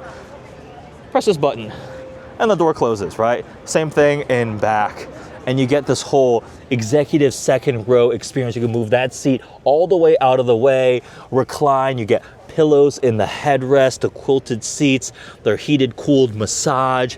It is properly nice. The executive luxury sedan experience from Genesis, they have really elevated everything they're doing, because not so long ago, Genesis was a model in the Hyundai family lineup. It was a car, right? And now it's an entire brand lineup of vehicles, from the G90, G80 to their SUVs, and looking into the future back here. The G90 Wingback concept. Now this thing is epic. No, it is based off the G90, which is a segment up from the BMW 5 Series, the Audi RS6, and the Mercedes E63. So those had wagon versions, right? The M5 Touring now exists, the RS6, the E63. So this is a G90 based vehicle, which is a competitor to the S-Class, the 7 Series, the A8. So it's substantially larger, and this is fully a concept, but oh my gosh, do I hope they actually turn it into a reality, because it looks spectacular. This dark green paint, and of course the wagon body style. So you get the added practicality, but just the looks of it. We've got the Genesis 2 lines of lighting, and look at these exhaust tips. Different size, stacked angled exhaust tips, a proper diffuser back here, and it's wider. Look how much wider the track up front is here. You can see all of that for the widened front track, different wheels, upgraded brakes. You get canards up front, and the front bumper is so aggressive and so cool. Man, I really hope Genesis builds one of these. I think I saw a camouflage test car at the track. I don't remember which track. It might have been the Nürburgring or some other track, but somebody said it sounded like it had a V8 who was there, right? But they were testing one of these things dynamically, because Genesis is starting to push into the performance space with vehicles like this, the GV60 Magma. So the Magma is the new performance line for Genesis. Think BMW M, Mercedes AMG, Audi RS. Now they're starting off with an electric car right here. This is the GV60. Imagine the Ioniq 5N with the Genesis treatment. That's a same platform, powertrain, so like 600 something horsepower with the overboost function, the simulated gear shifts and things like that.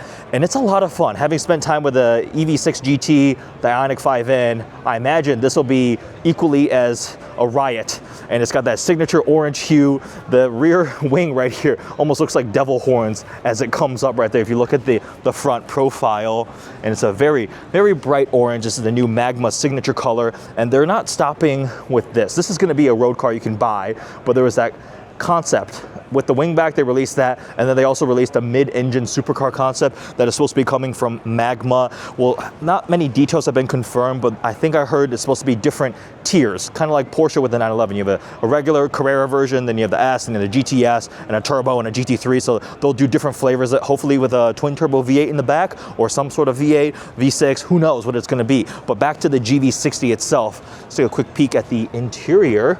We've got some bucket seats with lots of orange accenting and plenty of fun touches on the inside.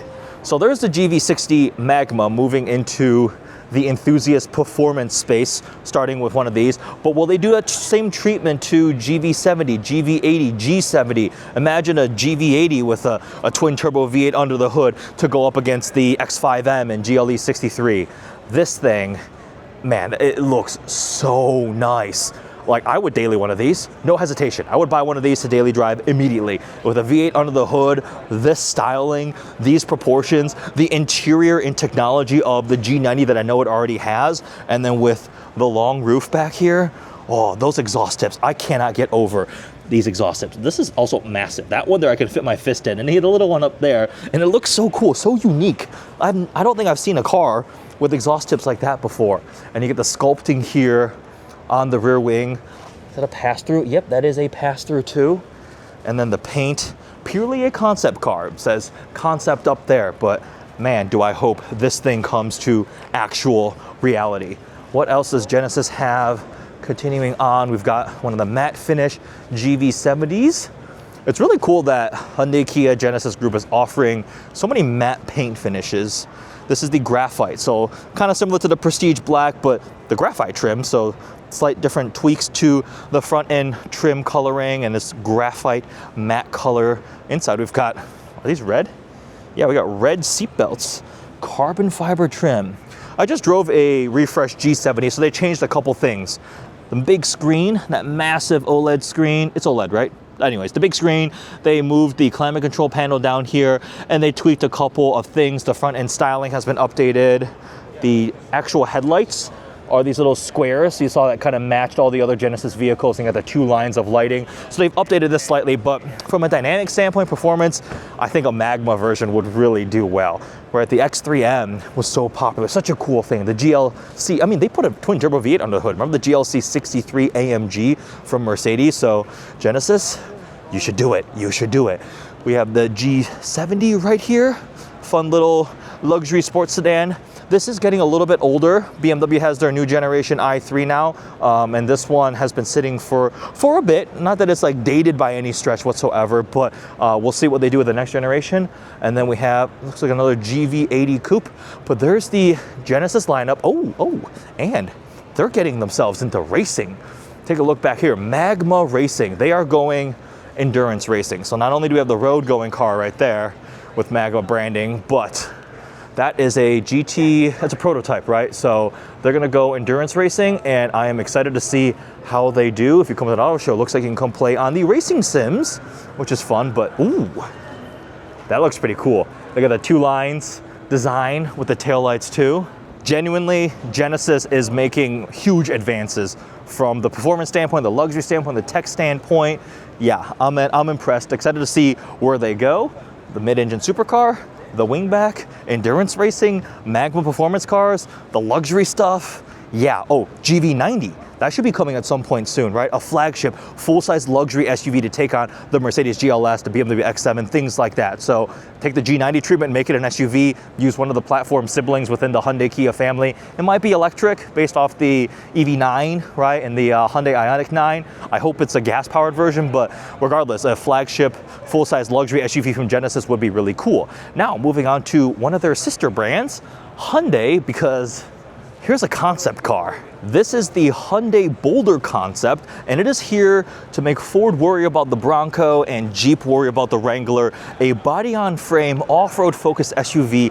Now, it's purely a concept. You can see, you can't even see through the window, so it's clearly just a design concept with the outside body work, but body on frame, massive all-terrain tires, beefy suspension, and from a design standpoint, it looks the part. It looks really, really tough and rugged. Like this one looks like it was carved from stainless steel, machined out. The full-size spare out back, the Boulder logo, which is pretty cool too. It really does look like a Bronco and a Wrangler had a baby with a Hyundai, and this is what came out, right? Because essentially that's what it is. Purely a concept. If you look at the door handles, that would mean it has rear hinge doors, right? But there's probably not even an actual interior. Oh, I kind of see the outline of some seats, and you can kind of see through there. But the roof rack up top, the big light bar, it is tall. This thing is big. It's like a lifted G-Wagon. Like, it is extremely wide. The front end here, all this like stainless steel brushed finish with the cutouts in the grille, the lighting up front. This is badass. Now, it's not due anytime soon. I think somebody said 2030 is what they're targeting, so we're still a while away. But if you think about it, there are 2027 model year cars that we've been seeing on the show floor right now. So that's 3 model years away, which then again is actually not that far. And this body on frame platform is supposed to spawn pickup truck options too. So really signaling a direction for Hyundai to go with a body on frame, off-road focused SUV. Boulder, also a pretty good name for this thing. Freedom of adventure. But this was their big reveal here at the New York Auto Show. What do you think? When this comes out, would you sell your Wrangler or Ford Bronco and grab one of these? We'll see what's under the hood, what the true capabilities are, suspension and so forth, and different trim levels, but that's way too early to even speculate at the moment. But here it is, one of the concepts at this year's New York Auto Show. The other half of the Hyundai booth includes a bunch of other production cars that are already out, and robot dogs? We have the Ioniq, Sonata, Ioniq 5N, such a fun little thing. We've got the Ioniq 6N, which I believe the regular Ioniq 6 is being canceled for the US, and they're only gonna be continuing with the N version. Take a look at this, a top-mounted wing on a Hyundai EV sedan. Like, Who would have thought that 10 years ago, right? And I like the refresh front fascia a lot more than the first one when it came out. I think this looks definitely a lot cooler. They've got the parametric little squares of lighting. It looks like a video game car, both of these things, right? Just the lighting signature. And then we've got some race car stuff over there for like a, not touring car, but like that series. I remember seeing those at Daytona. And then a couple more of the end treatment with just, what the wing. I think the ranking of rear wings here at the auto show, the Manthey Racing GT3 RS, the ZR1X, that Zenvo, and then this Hyundai have the most crazy rear wings, right? Like it's properly mounted back here, adjustable. That is ridiculous on this Elantra and TCR edition. But yeah, that's a crazy wing. Oh, that's so cool. That is. Oh boy. Sometimes on certain models, you see a bit of everything at the auto show. You get obviously lots of cool cars, some concept cars, new releases, some hypercars, and then a Boston Dynamics robot dog, which is cool. When you come on public days, I imagine the ones in the middle right there, they'll probably be doing some sort of little dance demonstration kind of thing, but that's fun. In this back corner, we have Mercedes and BMW, but unfortunately, these are not OEM displays. These are from various dealerships in the area. You can see this big sign here, all the different Mercedes dealerships that sent vehicles. So we don't have some of the newest models from these two brands. And Mercedes and BMW both had some pretty significant releases recently. With Mercedes, there is an all-new generation of the S-Class. Well, it's a mid-cycle update, but they changed like 50% of the parts. So it's a new S-Class, and there's a flat plane crank V8 under the hood. So that's not here. The GLS, this is old news now, right? Because they just announced a new GLS, a new GLE, new styling, interior, powertrain updates. So GLS, GLE have been updated. Now there is a new CLA right here. So this is the EV version. They are going to be doing a gas-powered hybrid version to pair with the electrified CLA, the entry level to the Mercedes lineup. And this new styling look is definitely very, I'll say youthful. It's interesting, right? The CLA has always been kind of a little quirky little entry-level Mercedes sedan. We have ourselves, ooh, this is nice, AMG GT63. These are pretty beastly. The GT63 Coupe, will they do a black series? We'll see. But there's a couple different variants of this. So unfortunately, we don't have the full Mercedes display here. It's a dealership display. So because there are so many new releases from both of these manufacturers, BMW and Mercedes, they genuinely have a lot of news, and I want to include it in this video. It's not technically part of the tour because, well, you just saw they're not actually here. But what I'll do is I'll sit down, I'll grab all the B-roll files, photos, and videos from the manufacturer press sites so I can still talk about some of the new vehicle releases because it is pretty significant. I mean, I'm over here now in the BMW display area. They have the new iX3, they have the new i3, a new 3 Series platform, launching with the electric version, the i3, but there's more coming. They've also been working on, I mean, there's a new X5 coming that hasn't been released yet, but BMW has a lot of new stuff coming. And there's supposed to be a new 7 Series coming too. Again, no final confirmation. This is the previous generation, but these are dealer cars. So new inventory, you could see these at your local dealership. And when you come to the auto show, we do kind of want to see the latest and greatest, and you see some of the other manufacturers have them on display. But unfortunately, BMW and Mercedes are not here. But we'll still talk about them.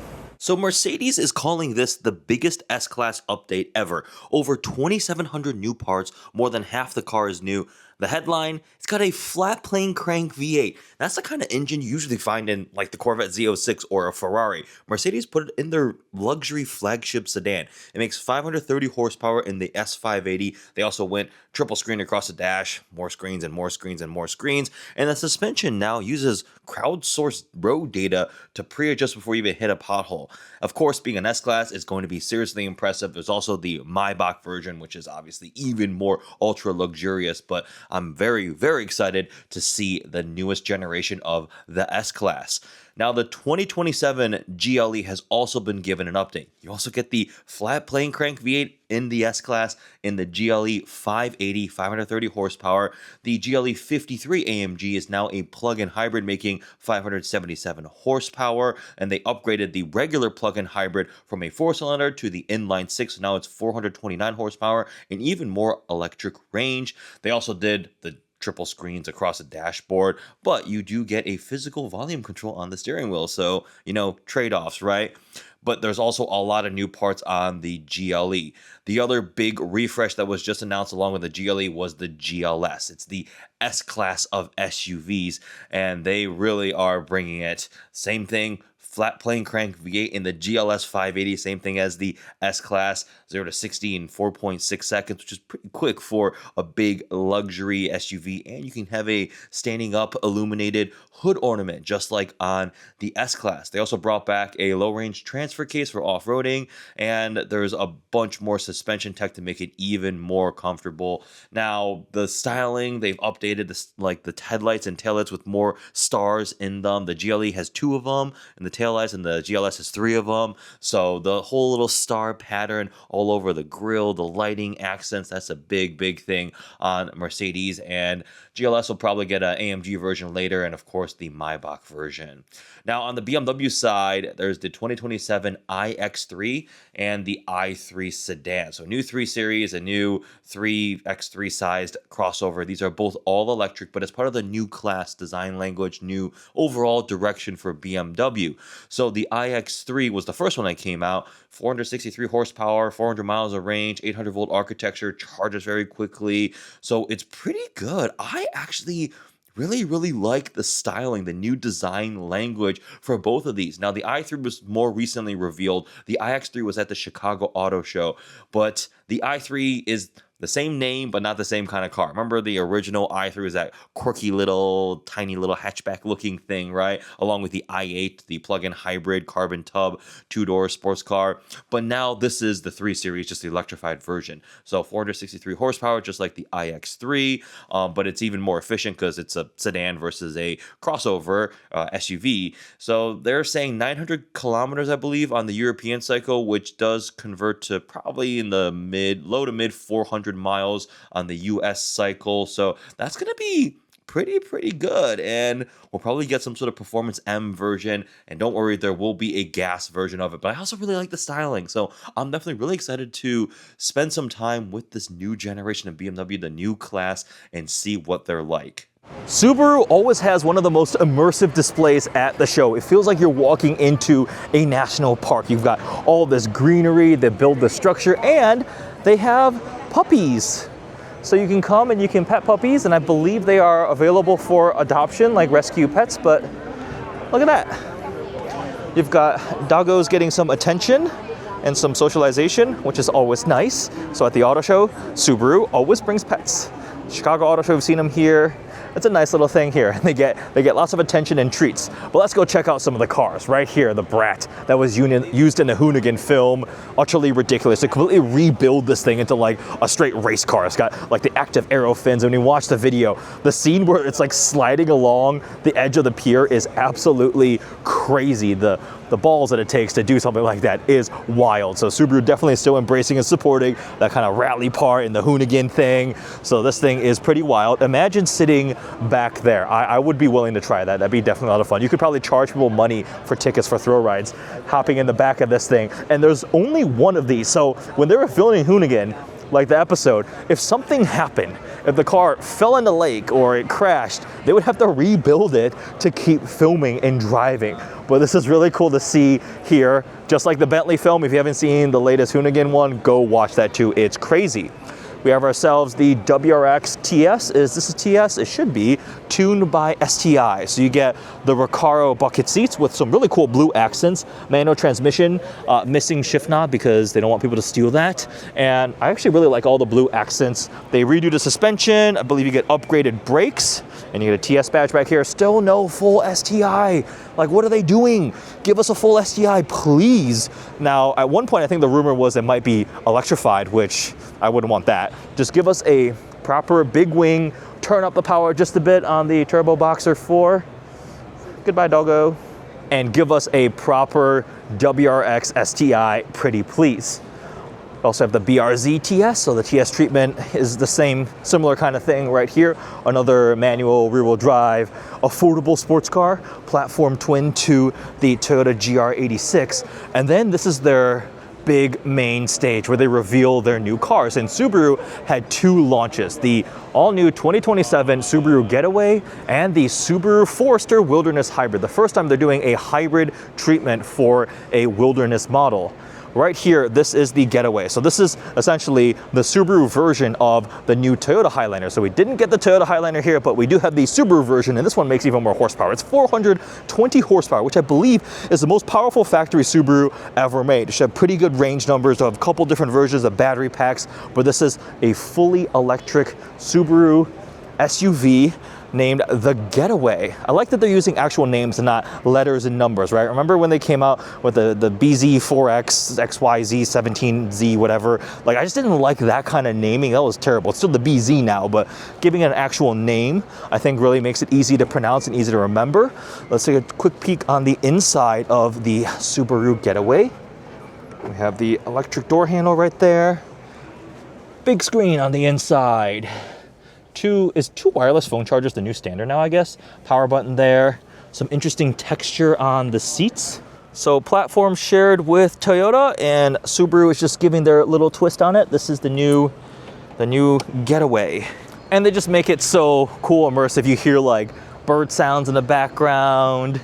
You generally kind of feel like you got transported away from the auto show to an actual national park. Here's the regular Forester. I assume this one would not be, yeah, this one will not be the hybrid one, because hybrid ones were up there on the display.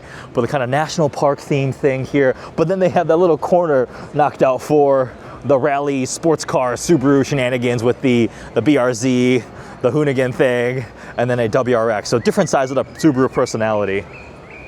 I almost missed Polestar's two cars over here. They've got a road-going Polestar 4 right here, and then the ice race version, which has some fun add-ons. We've got the lighting up front, the gold tow hook, and then it's actually very easy to know what they modified because it says right here, ride height plus 20 millimeters, damper is 6 clicks, and then tire pressure. We've got the ice tires here with the white wheels, and the rack back here with the skis, which you don't need to worry about your rear visibility of a rear windshield because it doesn't have one. It's got the camera back there, but that's one of the quirks of the Polestar 4. No rear windshield. Instead, use the camera and it shows up in your digital rear view mirror inside the cabin. So Polestar does have a couple little cars hiding out here.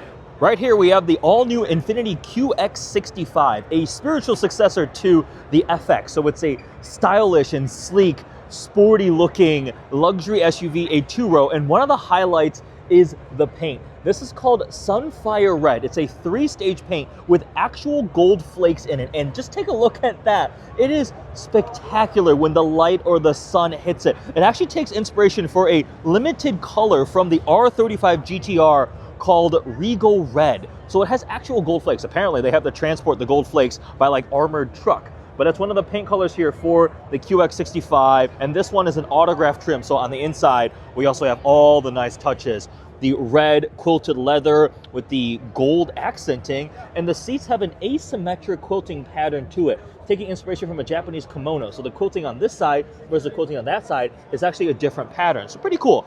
Looking forward to driving this to see what it's like. And there's rumors they may be putting a twin turbo V6 under the hood. I think that would be really important because this is launching with a variable compression turbocharged 4-cylinder, but upgrade that to a twin turbo V6, maybe bring back Red Sport. That'll get some people really interested in this QX65. All right, so what are my favorite cars of the show?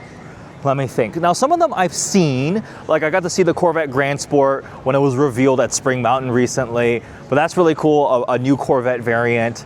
The Zenvo Aurora, it's a spaceship looking thing. It is so aggressive. And a quad turbo 6.6 liter V12, yeah, that's really cool to see. The only other place I've seen that on display is Monterey Car Week.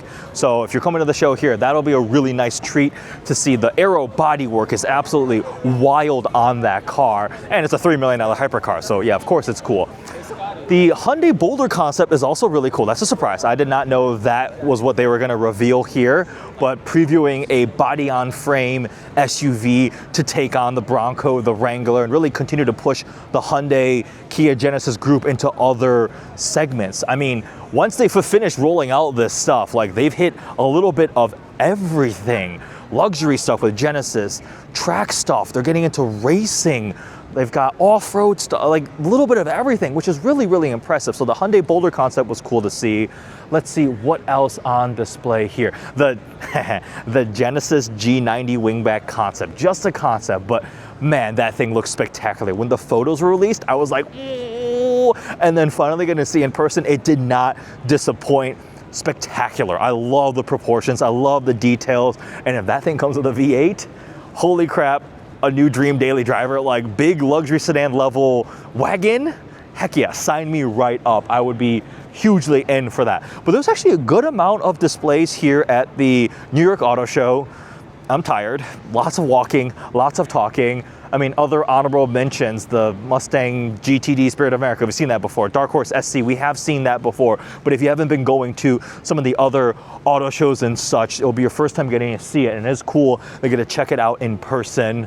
Trying to think anything else. Oh, Bentley Continental Super Sports, the Travis Pastrana one from that film, is also cool to see, watching it drift around and Bentley really flexing some of their performance sporty muscle and going in that direction. I am bummed that Mercedes and Audi and BMW actually didn't have any proper displays. When I saw their names on a list, I got really excited. I'm like, woohoo, I'm gonna go check out the new i3, I'm gonna go check out the new GLS, the new S-Class, and sadly, no. Luckily, Porsche had a Cayenne EV here, so cool to get to see that, but like, other than the dealer cars, the two GT3, GT3 RS, there wasn't any 911 variant stuff here. But yeah, there's the New York Auto Show.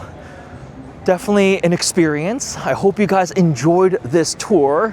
I am gonna keep trying to do these auto show videos. The Chicago one was really, really well received, so thank you guys for all the support there. And I figured I would do the same kind of thing here at the New York International Auto Show, a couple different manufacturers, and we're also later in the year. That's also why I was willing to do another one of these, because there's been some new releases and announcements. It's not the exact same thing over and over again. So this is the coolest cars coming in 2026 part 2. Hope you guys enjoyed this video. Thanks for watching.